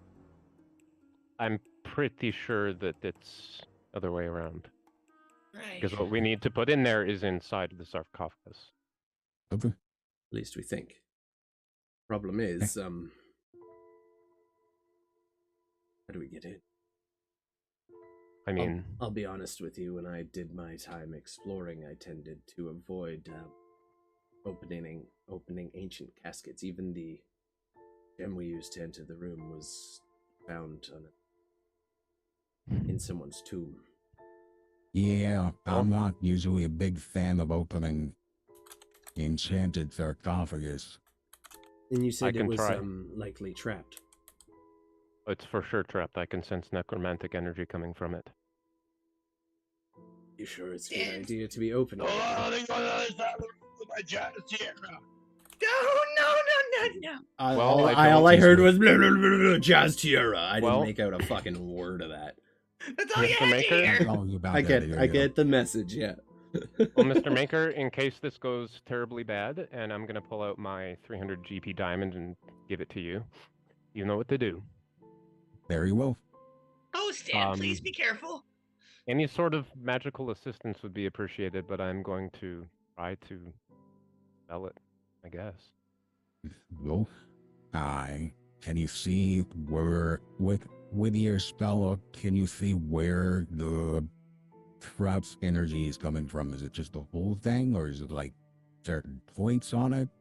Yep. Are there things you can avoid? Seems to be mostly like the trap more or less seems to be encasing the entire tomb, like disturbing it in any way. Seems like Okay, it so I'll was just set up. cast it on the whole tomb. You? Anybody? Wait, hold on. Oh. It probably won't do anything, but can I cast dispel magic on it? That's exactly what I was planning on doing. No.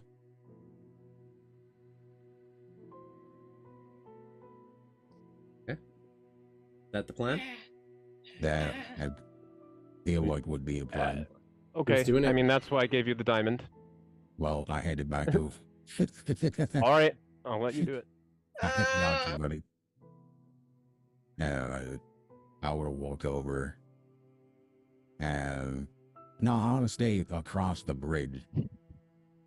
Actually, because it's got very far range. Mm-hmm.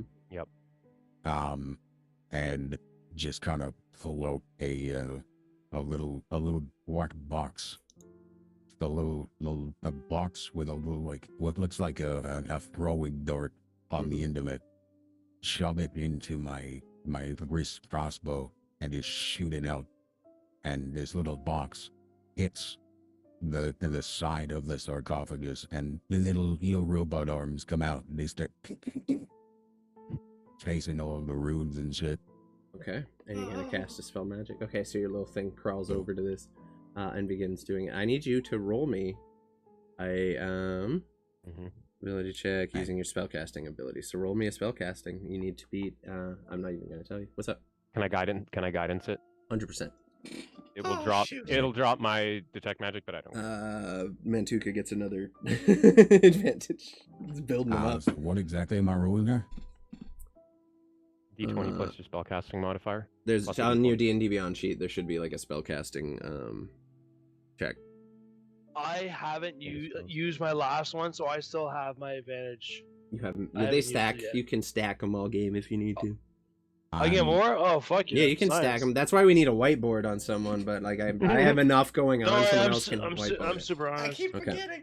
Okay. Yeah, Ryan, you fucking fuck. I keep forgetting. I You're smoke Ryan, too you- much weed. That's Yourself too much weed. Where should it? Damn, You're fucking under right. under spells at the top.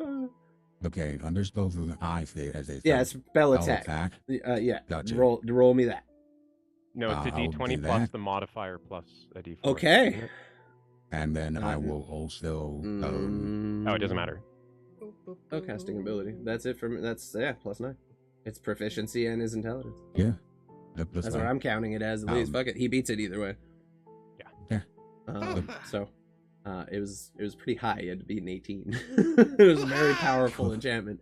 So It's as a your level little 8 spell, yeah. little thing goes over to it, you all kind of like grab some cover by the things and whatnot, and then as this creature goes over, and you trigger your arcane spell, and poof, you see this green flash with kind of a black center, like a poof, and there's like almost like a black hole color, and then this flash of green smoke that kind of emanates out the sides, and the spell is faded.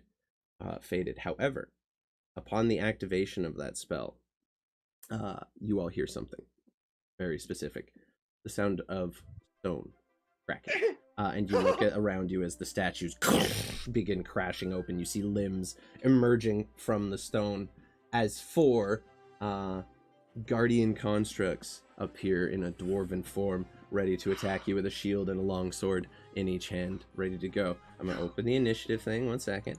And then I need each of you to go ahead and put your minis on that map. Oh no! Here we go, boy. I will find one for Ilsar. And Svartle and Snowy. Smelly just hands off weapons, so he doesn't need one. He's hiding in the tunnel right now. I was standing right next to Mr. Maker, ready to cast Revivify. He needs to go to my token layer. In case his heart exploded. That's not a Yeah. terrible idea. Go fucking right click. Case his heart Token. exploded. In case the horse exploded. It was loaded and it exploded. Kaboom, kaboom, kaboom. Okay, everyone put your minis on, click them, All right. roll that initiative, you know the drill. Everybody gets a +4 to their initiative. Fuck yeah, let's go. Except me. It wasn't? 4 plus shit. Ooh, I rolled okay. Is everyone good? Gregory went, Stanny went, Matuka went. Mhm. Are you all on the... Everyone's in there. Okay, I need I one. rolled, I rolled a 0. One of the They statues roll. They have looks a like- they have a -1. Yeah, I don't know why I'm searching Oh, that's Ilsar. funny. He doesn't get to go. We're just gonna. I'm gonna look for a wizard right now. He and just we're sit just here. gonna- He falls into the pit. No, not how that works. That would be hilarious though. Let's just. You know what? This is now my dude. Congratulations, you are Ilsar. I'm gonna give him a yellow dot, so you guys know that is your ally. Congratulations. Click here. I'll roll for him. And he's gonna go, and now he should be in the turn order. I think. Did it not go? It did not go. What the fuck? Oh, no, I went twice. Motherfuck. It's fine. 17 went through first. Perfect. Also, I just realized this whole time we've been rolling initiative for you, but he shares my initiative that takes his turn after me. I thought he already. I He's just one of assumed those he. ones. Has he not been doing that this whole time? I didn't think No. he had his own initiative. Oh, well, maybe fucking... Okay, so... Preferred to go after your own turn thing. It makes more sense. Yeah, me too. So... The first thing that's gonna happen here... where are you guys all? You're all down there? You're so tiny! Okay, so Orange is gonna go DM, first. did you add a +4 to all of my party members' initiative? Because of my aura. Sorry. It's fine. 14. You get a 15. Just the way you said, sorry. Yeah. You'll Alright. be sorry for being amazing, Christopher. Yeah, it just... I did say it when we. It as I defeats the rolled my initiative. convenience of... Yeah, but no one told me what numbers they had, so I just left it as... It's fine, it does not matter. Either way, this dude's starting to round. He is going to use his turn to... Gregor, are you over there? Did you mean to put Well, yourself all sad and alone all over here? Because that's about to go kind down. of- It's going down for... I would have been like lagging behind looking at the books for sure, but not that far. I would have probably been right there. Okay, I was like, you're about to get absolutely shit on, my dude. I'm gonna get murked. So their speed is 30 feet. So from here, he's gonna go to there, and then use his dash action to go another 30 feet. And he's just chilling over here. And they're just like, now moving their way towards you, having not noticed Smelly. Do you want a mini for Svartle, or can we just say he's attached to your back again this time? They can be attached to my back. That's fine. Yay! Now you notice two He's arms got a- sticking out of Mr. Maker's coat, just spinning with Oh, yeah, daggers on it. He's Come got a on. rear-facing yeah. reactive armor. He's got rear-facing baby Buren for Svartle. Eventually, I'll make him go around my hip, but for Yeah. now, If you guys, I can give you a mini for him, but like he's a level 2. He's not meant to be in Yeah. these no, combats with he's you not guys. meant to be in combat, but he was with me. Okay, well as soon as shit started going crazy, we're gonna say he ran and just ducked and went into the tunnel, or he's on your back, one way or the other. Fucking fine. That guy's turn is up. Next up is gonna be. No, you're fine. He's gonna take your initiative because he can't do fucking shit anyway. Ilzar fuck is going to go. He's gonna see the creatures running towards him. He's like, This seems yeah, like the this. timing's off. Hmm? Am I after Ilzar? Oh, hold up. Descending. There you go. You're after the golem, so it's your turn. Cool. Go ahead. I will go forward, mate. Really use some new. Yeah, the new interface is kind of off-putting. Yeah. We gotta hydrate, boys. I'm gonna move over just a bit right here, Absolutely. Get And this out of the way. bend off towards the guy that's closest to Gregory. One of those. A catapult for Save you. me, Papa. DC 17 save from the guy. It's not gonna be great. It's 0. Let's go. And he's at disadvantage because I had 2 disadvantage things, but I'm not gonna let someone waste their channel points on it because it's already a fucking 0. So he turns Yeah, as you're just like, hey, what does your catapult look like? Describe that. Like, how do you My cast? catapult is very similar to how I just shot off that dispel magic. It's like I flipped over a little cartridge on my little crossbow and just kick and then grab a pebble off the road and just toss it in and shoots off. So it hits. The damage is 11. Right. Well, luckily, it's technically a magical attack, so it takes full damage, which is fucking hilarious. So it turns towards you as you fire, and it's like, pew! You hear the whistle. Like, you'll hear the whistle of this tiny stone traveling through the air, and it hits the golem square in the head. It goes boom, and like rights itself back up, and you see just like a chip out of the forehead where it would be, because they're like, Off the old block. yeah, there's like David and Goliath. Yeah, literally. they're basically enchanted statues moving, or like enchanted constructs. So there's just like a little chip right out of his forehead. Okay, cool. I'll then move you over here, Asmund to the place then. Got it. And that's it. Okay. We need to get a better robot mini for real. We were. Robot. I need to figure You that can't out. just be Terminator all the time. I like Terminator, It's You fine. should Sure, put a but little it bend- doesn't fit UI. How about a little bender? Next up, A Ilsar is little gonna. bender. little bit there wouldn't be funny. Ilsar is going to use his movement to just scoot through you guys and go out onto the bridge where he has a bit of a better view. And he's going to turn towards the gathering of two. Coming there, and he is going to fucking wizard stuff. Cool. No effect on undead, so it will work. Okay. He's gonna cast together. You see him in one hand. He has his component pouch on his belt, and he's just like picking ingredients out of it. And the other, he seems to be holding this kind of what does that look like? This kind of just very simple adamantine rod with a crystal gem at the end, and he's holding that in one hand. He's casting out of his spell focus. So he is going to cast. He's gonna hit him with that. Hold monster, or yeah, hold monster. Whoop. The So crystal gem. he looks over at the one who has just started rushing to. Actually, that guy already went. So he's gonna go for the guy with the red mark there, and he has to make a wisdom save, which I'm not certain he's. Yeah, no, it's a 10. It has to be 17. Does not do it. So the golem, as it turns and begins walking off the pedestal where the statue was, just freezes in place as its foot hits the sand, and is just held there, completely still, Told you it was a pressure plate. unmoving. I told y'all. I told you. And you see him, Yeah. even in his old age, is just hands out and he's concentrating. There's sweat beading on his forehead. Like he hasn't exerted himself like this in many years. Yeah, wizard stuff. We love wizard stuff, except not really because I suck at playing casters, but it's fine.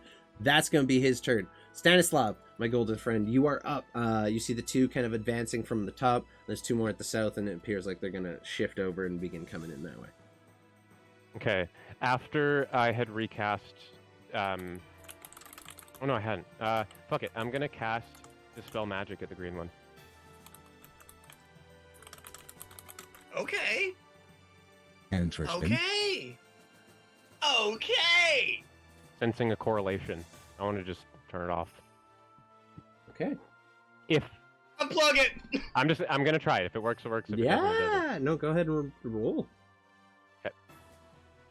Same thing as Mr. Maker had to. So it's my just plus the spell modifier, right? Yeah. Using your spellcasting ability. Yeah, so it's like on your attack sheet where it says, I'm guessing a +8 or 9 for you. Clickety click. Yeah, I need to figure that out one, the okay. noise gate and get the clickety clack, the keyboard going away. 19. Okay. Fuck. All right. You're casting it at which? Green? The green guy, yeah. Okay.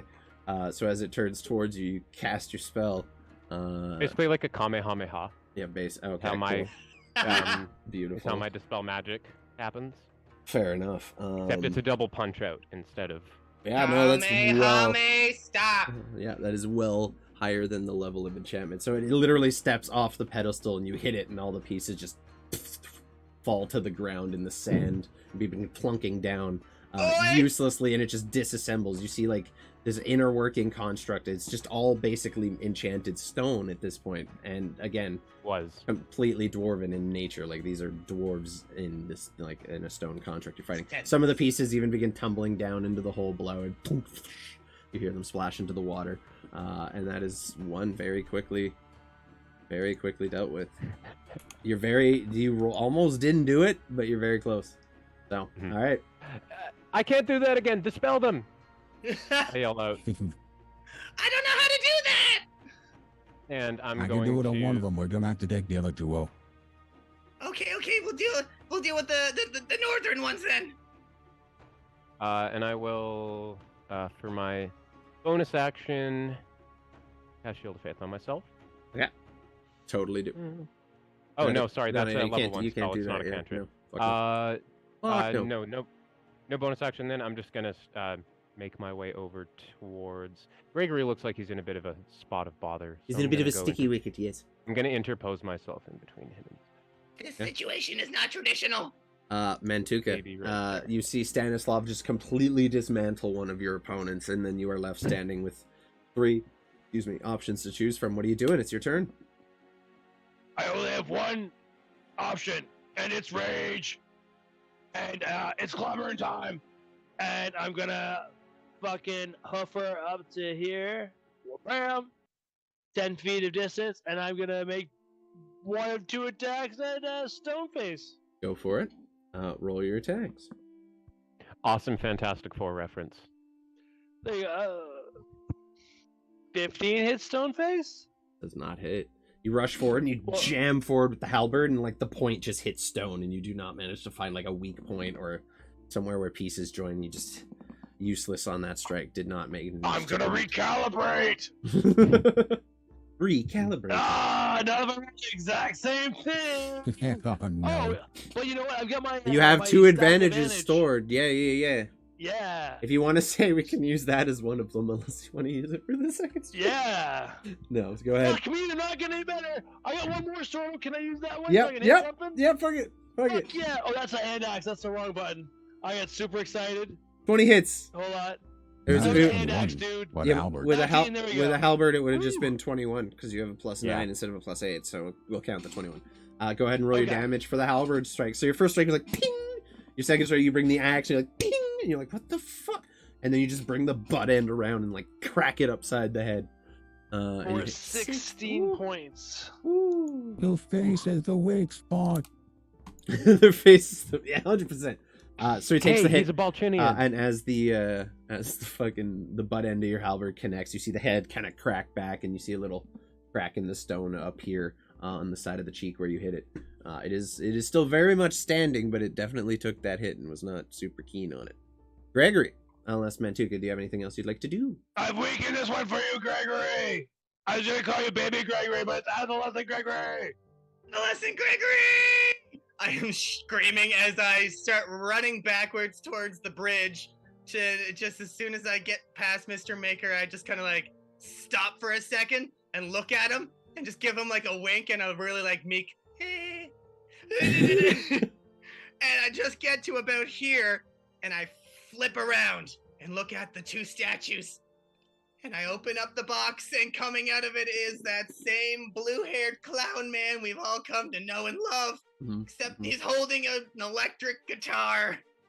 Yeah, yes, electric guitars, definitely, that have been invented Coming by out of it, space and there's pirates. just, like- 100%, I'm with There's it. like a little bit of smoke coming out of the box, and he just kind of rises out, and he starts playing Master of Puppets. All right. It's the arcane guitar. Yeah, the arcane guitar, 100%. Okay. And I'm gonna cast Lightning Bolt at 5th level, straight through both of these fuckers. That's gonna be a Dex 15 save. They're not making it. They're not making it. Oh, they might. Nah, that's a 4. That's an 18. 43. Second one makes it. Holy shit. Feel my rage. You just unleash your fucking lightning. Cackles through the air towards them. The first one takes the full brunt of the hit. It was like, and it's just like you see pieces blasting off the stone as it's doing so. It's just fucking standing, but it's standing.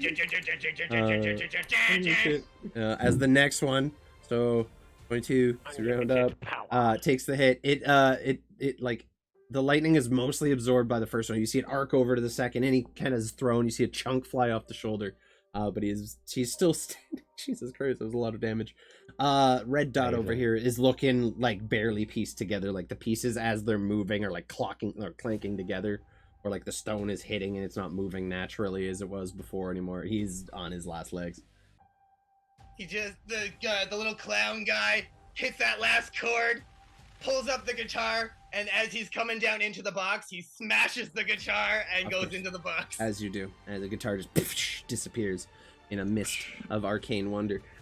Next up, we have one of these dudes who is this guy. He's going to use his. Okay, so he's 60 feet total. There. So you hear the sound of heavy stone feet running towards you guys as Gregory, Mr. Maker, and Ilsar all look over to the other bridge, see this massive stone golem coming towards him. And as it steps on the bridge, you see the bridge, like little bits of rock start to kind of crumble off of it, but it is holding his weight quite successfully.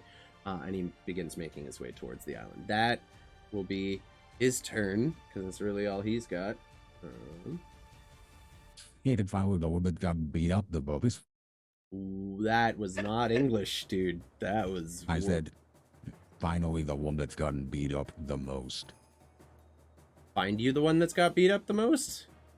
Finally. Finally. Oh, there you go. My bad. Sorry. Yeah, I heard it that time. I didn't. My bad. Next up, Okay. we have My Red. favorite's when the voice thing sometimes says like final we. It makes me It's smile so so much. it's so fucking weird. Final we. Finally. Isn't that one under Hold Monster? Oh, it is. Good call. In that case, it's dead. Because it's Hold Monstered, it's paralyzed. Mantuka hitting it would have chipped off most of its fucking hit points because paralyzed is auto crit, and then Gregory would have finished it up.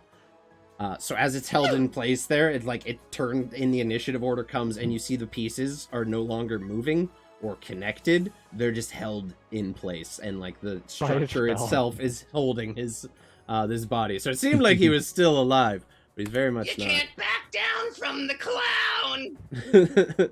After that, he realizes his spell is now useless, and he drops it, and the pieces all once again crumble into the sand. Next up, we are going to have this one who's going to run up Pieces of me. to you, Tuka and Stanislav.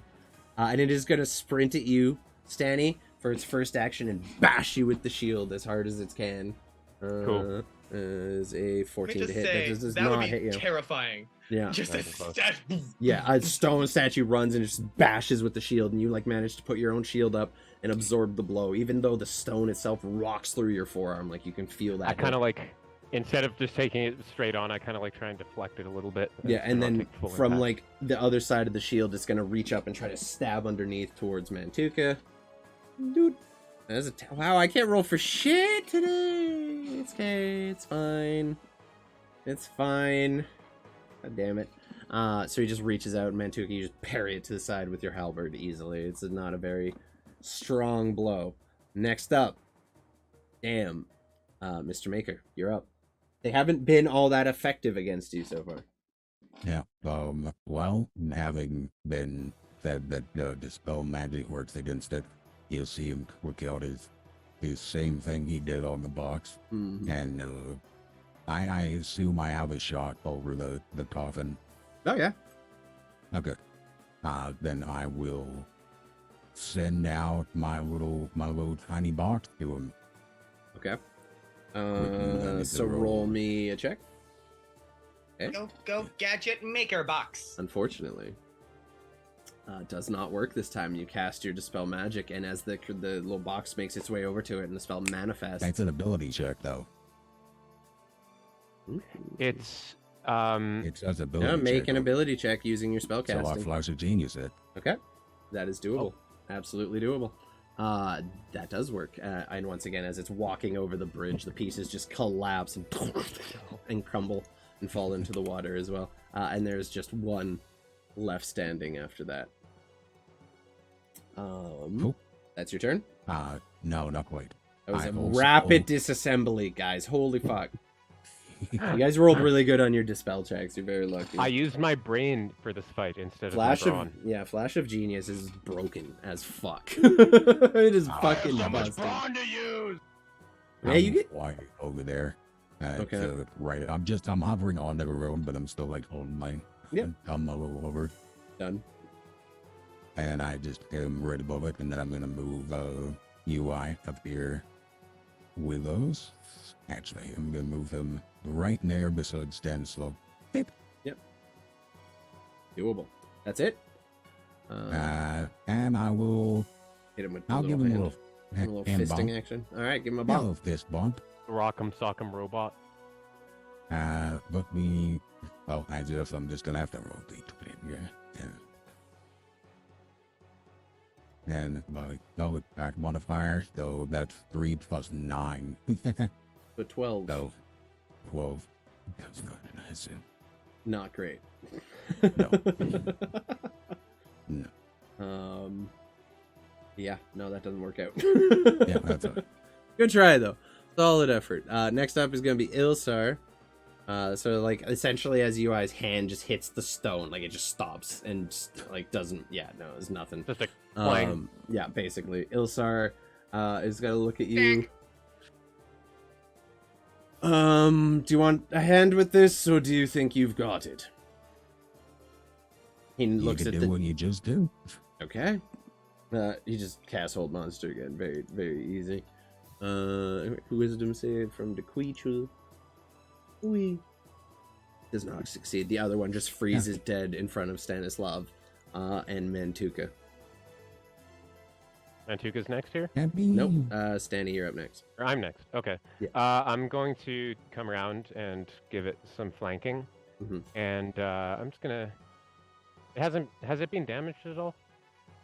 No. Yeah. No, it took They took the lightning bolt, but it is still mostly standing. I am going to, instead of attacking, can I use the help action for Mantuka's attacks by, like, Absolutely, yeah. If you want annoying to the do fuck out of it? Yeah. So what do you do to distract it or otherwise assist Mantuka? But yeah, help action totally allowed. I'm gonna take my axe and, like, instead of attacking him with it, I'm gonna use the underside of it to, like, hook it onto the handle of his weapon or the handle of his weapon and pester him and shit like that. Okay. Easily Annoy done. him to death. Easily done. I will absolutely allow it. So Mantuka. I want Danny Yeah, wants Mantuka to have some fun here. give some Now that there's Mantuka only glory. one left. Mantuka, you are up. The somewhat lightning singed, chunk missing construct before you is holding its own, but it's definitely starting to look a little weak. You notice Stanny come over and start like harassing it basically and like pestering it with the axe Bashing with my and kind of shield. distracting. It's like trying to block with its sword while trying to engage with you. You have advantage on all your strikes. It's held person, so it's literally standing here. So like it's an auto crit for you while Stanny is just like poking it like, hey fucker.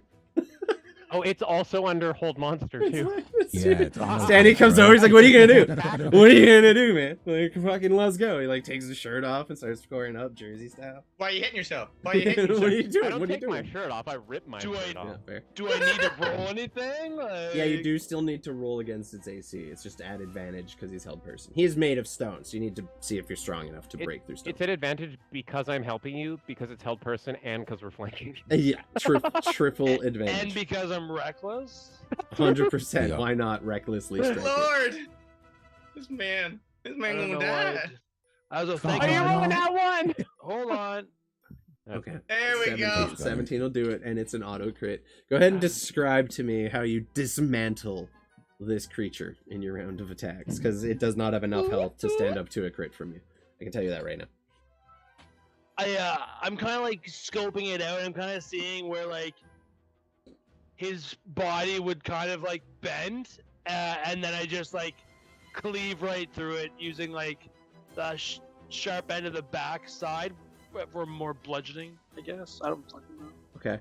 So, like, you kind of find the mid-joint where the legs meet with the torso, and you swing your halberd into it, and manage to sink it about halfway in at the axe head, and then it kind of gets stuck. So you, like, lean on the halberd a bit and just force it through the rest of the way, and cleave through the rest of the stone body, and it Part of and my it collapses assistance into is me stone. pushing it the opposite way of his halberd. There you go. He's helping with the leverage on that one. And you just pry it in half, and it just shatters into like a bunch of different pieces and collapses into the sand. And you guys stand victorious over the Tomb Guardians, who I will admit should have been a lot harder for you guys to deal with, but I'm impressed. Well done. Well done. Very well handled, guys. And you just dispatch the last Tomb Guardian. You're left standing, Ilsar, standing on the bridge. Now that feels good. It's been a while. Well handled, all of you. Shall we, he looks over See the why we're so casket. wanted, no, don't you? I'm starting Wink. to understand. You're impressive, a lot of you. Shall we? And he gestures over to the... Absolutely. Okay. Mantuka, I think we're Rub gonna need up. a couple of us big strapping folk to get this big lid off. It is massive. The casket itself is probably about 15 to 20 feet tall, and probably a good 10-15 feet wide. About 10 feet wide. Oh, dude. So like collectively, it's gonna take the whole goblets coming in, gifting the Salvi. I appreciate you, homie. Thank you so I'll much. pull out my crowbar. Can you pull up detect magic again as well to make sure there are no additional traps on you? That's a fantastic appreciate idea. that, homie. Thank you so cast much. detect magic again. How you doing, man? Hope you're doing good, y'all. If you haven't, go check out goblets. Thank you for the sub, dude. Appreciate it. Wait, what'd you roll? Detect magic. Yeah. So now there is just the one magical. Yeah, and it is definitely inside the sarcophagus. I pull my I mean, crowbar roll too. Seems so clear. It wouldn't help to look for mechanical traps, but there's no magic that's gonna happen.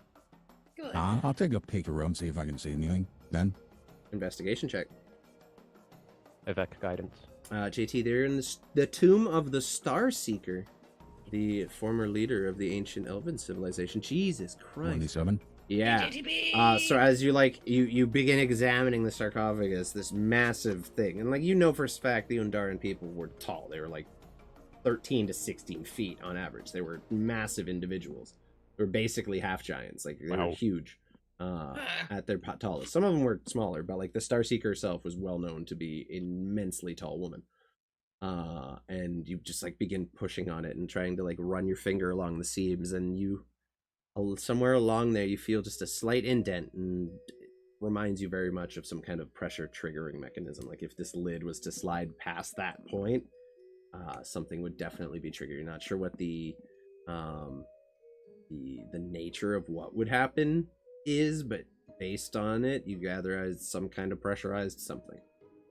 Is that the only notch on there like that? There's one at the top and one at the bottom, exactly at equal points. So it seems like if you push the sarcophagus past the center point, it would at least trigger that. Can I take 2 pines and I assume there's some rock left over from the old guards that were there? Oh yeah, no, And plenty of leftover. Yeah, some fell into the ocean, but not all of it. Try to slide the pines onto those into those indents to hold down the pressure on where the big stove slab would be. Doable. Roll me. What do you It's not quite thieves' tools, but it is a sleight of hand. So I'll say roll me a sleight of hand check to make that happen. Guidance. Very easily done. Okay. I can tell you right now, you don't need the guidance. 20 is more than enough. Great. So you basically what you do is you kind of wedge a python in the bottom, so it's gonna hold between the sarcophagus, and you're gonna have a person holding each of them. When the sarcophagus passes that point, you can push them into the slots and keep the plates triggered. And he said from going one off. was kind of sticking up already. No, they're both just on equal point with the lid of the sarcophagus, and seems like they will pop up if you push it past a certain point and trigger whatever traps on the inside. Cool. And that's all I found with that investigation check. Yep. Oh yeah. No, that is it. With the sleight of hand, very successfully do it, but you will need someone to handle the other side. Based on how much pressure it feels like there's on there, does it seem to me that the Gregory will be able to hold down on it, and maybe you can hold it on the other side? I mean, the lid of this coffin probably weighs like several hundred pounds. It is a massive granite slab, like a countertop, basically. You're not really sure how much pressure is on these pins, but pushing them down was easy enough. You think Don't worry Gregory about could me, handle Mr. it? Maker. I just go into my cloak, pull out the bone mask, slap it on, and snap into a giant monkey. Ilsvar, can you hold on to the other one then? Svartle. Gregory just turns into a monkey. That is the lore. I could handle it if the monkey wants to help with pushing the lid off. Someone with sleight of hand would be good. I can maybe handle it. It's not really my strong suit, to be honest with you. Well, More gifted with thieves' tools than anything else. Who else could do it then? Because I was going to open it, but if somebody... I've got big sausage fingers, but I'll fucking give her a try. I mean, it's a very heavy lid, so I'm trying to keep the people that have the most strength opening. Do we have... Is Svartle or our other compatriots here? Yeah, Svartle, like you see Svartle and fucking Smelly just watching from the door. Smelly's like, is it safe? We can Come here, send them Svartle. to the other side. Plus Spartle and Smelly on there. Svartle comes in. He's like, if you want me to help, I'm pretty good at that kind of thing, right? He says, Smelly's got I've some never sleight seen of I've hand. never seen the character sheet, so you tell me if Svartle's good at sleight of hand or not. Spartle's pretty good at flat hand. Okay, Nice. so you're gonna have him do proficient it. Mr. in it Smelly at the very too. least. Mr. Smelly too. Okay, so we'll I'll give say a guidance to Svartle. pick whichever one you want, and the other will assist. So you guys discuss which one you want to take the lead What's on. sleight That of one. hand on Smelly, if I may ask, Metal-y? Medley. So meta, dude. Uh, It's 4. Yeah, mine's 4 too. But are you proficient? see. No. Spartle's proficient in it. Okay. Well, then so- you just do it. Sleight of hand at Yeah. advantage Time. because Smelly is helping Svartle. And Plus then guidance from Stanny. Mr. Maker got 21. Oof. Ah, damn. Oof. I'll flash a genius that as well. And a 1. So 16, So- 16 total. It's Okay. Good to not know. the best. You see them both wedge the pythons in, and as far as you can tell, you've got both triggers pretty well secured for right now. Are you Okay. guys gonna push it out? Yep. That's Yeah, it. I I'm need taking str- out my crowbar. I need. Same. You're gonna have to hold down the trigger. I thought Elsavar was on W the trigger. The one I was on. No, he said what I he's asked. not particularly it's proficient, all right. and you It's already all right, rolled Mr. Maker. 21 for sleight of Okay. hand on it. So, Yeah, fair enough. so you I'll two are roll. holding. Yeah, no. I'll grab your he's- crowbar and give it to Mantuka. Yeah. He has a Oh. +2 to sleight of hand. Probably not great to let him. Yeah, handle it. no. And you gather between Stanny, Mantuka, and the giant ape. They're probably Oh, going yeah, to I be forgot okay. you started a Yeah, giant you're probably cool. going to be Alright, okay. cool. So I need a strength check from each of you independently, because this is a group strength check. We're going to see who gets like the successes versus I'm failures. gonna use my crowbar advantage from Applies that. advantage. Yes, it does. And Mantuka, if you decide to rage, that also applies advantage, but up to you. Strength or athletics? I'm saying just pure strength. Sorry. I used my advantage from abs and got a 16. So 18. collectively, that is enough. The 18 and the 21, and then Gregory had a 16. So not so bad for him. Collectively, collectively, it is just enough to start pushing, and you like it's not a steady push. You have to give it like a little oomph at a time, and slowly. 1, 2, 3. 1, 2, 3. And eventually, the stone, and the last time you, and it falls off and crashes in the sand, kicks up a bunch of sand and dust everywhere from within. Mr. Maker, you have no problem as the coffin passes over where that trigger is. You take the python and kind of just jam the corner down in under a little lip and keep it wedged there. You can take your hands off of it freely. However, as the lid is passing over, you notice Svartle and Smelly having some trouble. Did not beat the check on it, unfortunately. And the trigger Well, pops up. they trying to push it in? Because Yeah. they were just supposed to be holding it too. Supposed to be holding it down, and unfortunately, the It's like mechanism had yeah. enough fucking power under it that they couldn't hold it, and it pops enough. up. And as it does, I need everybody around this coffin, which is all of you, to roll me a dexterity saving throw, please, including Ilsir. Everybody add +4. Okay, 21. Whoa! And no one rolled Okay. below a 15, right? I rolled No. a 15. Roll for Svartle and Smelly. Oh I god. rolled for Spartle already. He got a nat 20. Oh, sure. Chartle. Oh, you guys rolled really, really good. Okay, Yeah. so you're all gonna take half damage Jeez. from this. Oh, I'm about to lose Oh, my monkey God. shape, aren't I? Probably. Sure. You Chartle's take about okay, to die. so 19 halved is 10 because we round up. So you all take 10 points of damage for succeeding. As that trigger goes off, there's just a blast out from under the lid as Oh. it's falling, as just a pressurized gas just blows off and knocks you all back. You all take damage from bits of sand and debris and small stones that fly Yeah, out as Debris. this happens. Some of the coffin itself even chips off in the process, damaging a little of the outside of it. And you're all thrown to the ground. You're all very lucky, because if you had failed that, you all would have been saving to not fall into the water. Yeah, I thought maybe. Yeah. Figured as much. You're all like sitting on the edge, like a couple of you, your back is on the edge of this cliff, and like there is nothing underneath you. I rolled a 15. My head is just like, Yeah. I look... Barely. Like there's a get up. moment when you try to get up and shift that you almost lean, and someone has to like reach out and grab your belt and like lift you up. Monkey Gregory just grabs his leg and just ook. And pulls him up. God damn it, Shark. And you guys stand and look down into this sarcophagus now, and the sight of two individuals is revealed to you. That of of what appears to be a very well preserved, both of them very well preserved. One, a woman, elvish in nature. The skin still dried and cracked and clinging tightly to the bones, but still like hanging loosely in some points, but is tightened right up. She's been mostly preserved by the sarcophagus, but as the air hits it, you notice some of it begin to degrade, and a lot of the features begin to pass away. But Gregory, you are immediately hit with the recognition of that face. Even now, in this form, you recognize the woman who has been in your dreams for the last month.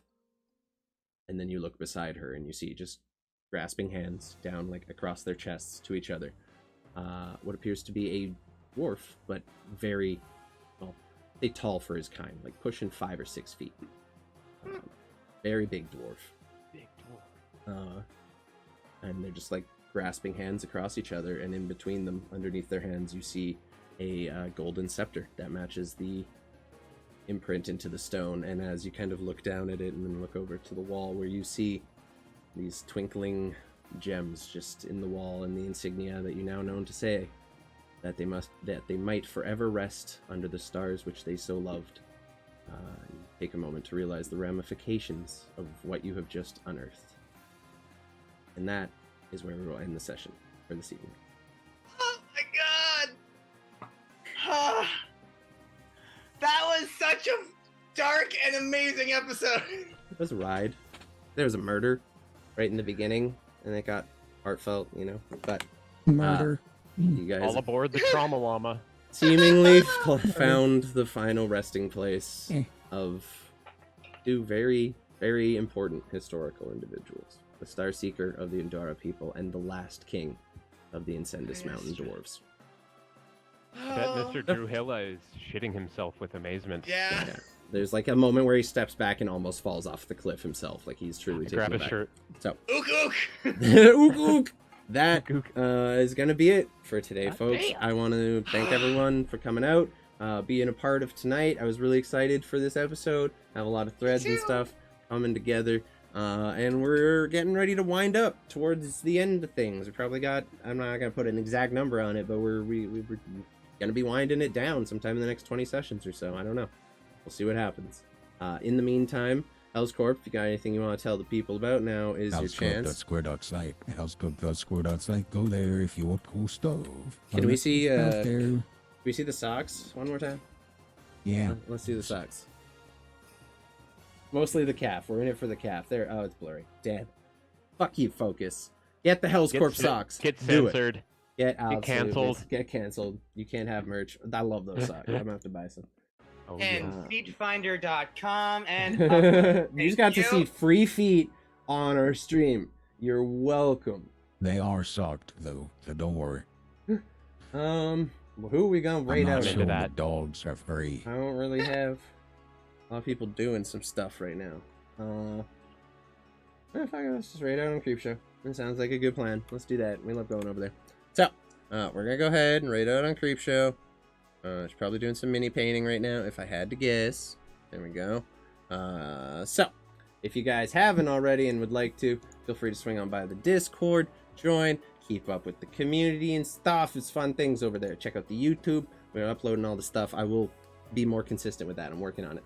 And if you would like to, go ahead and drop these raid emotes in chat. Let them know that we sent you. If not, just say hello from us over here.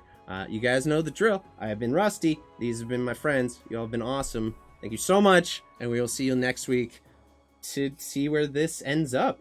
See you guys soon.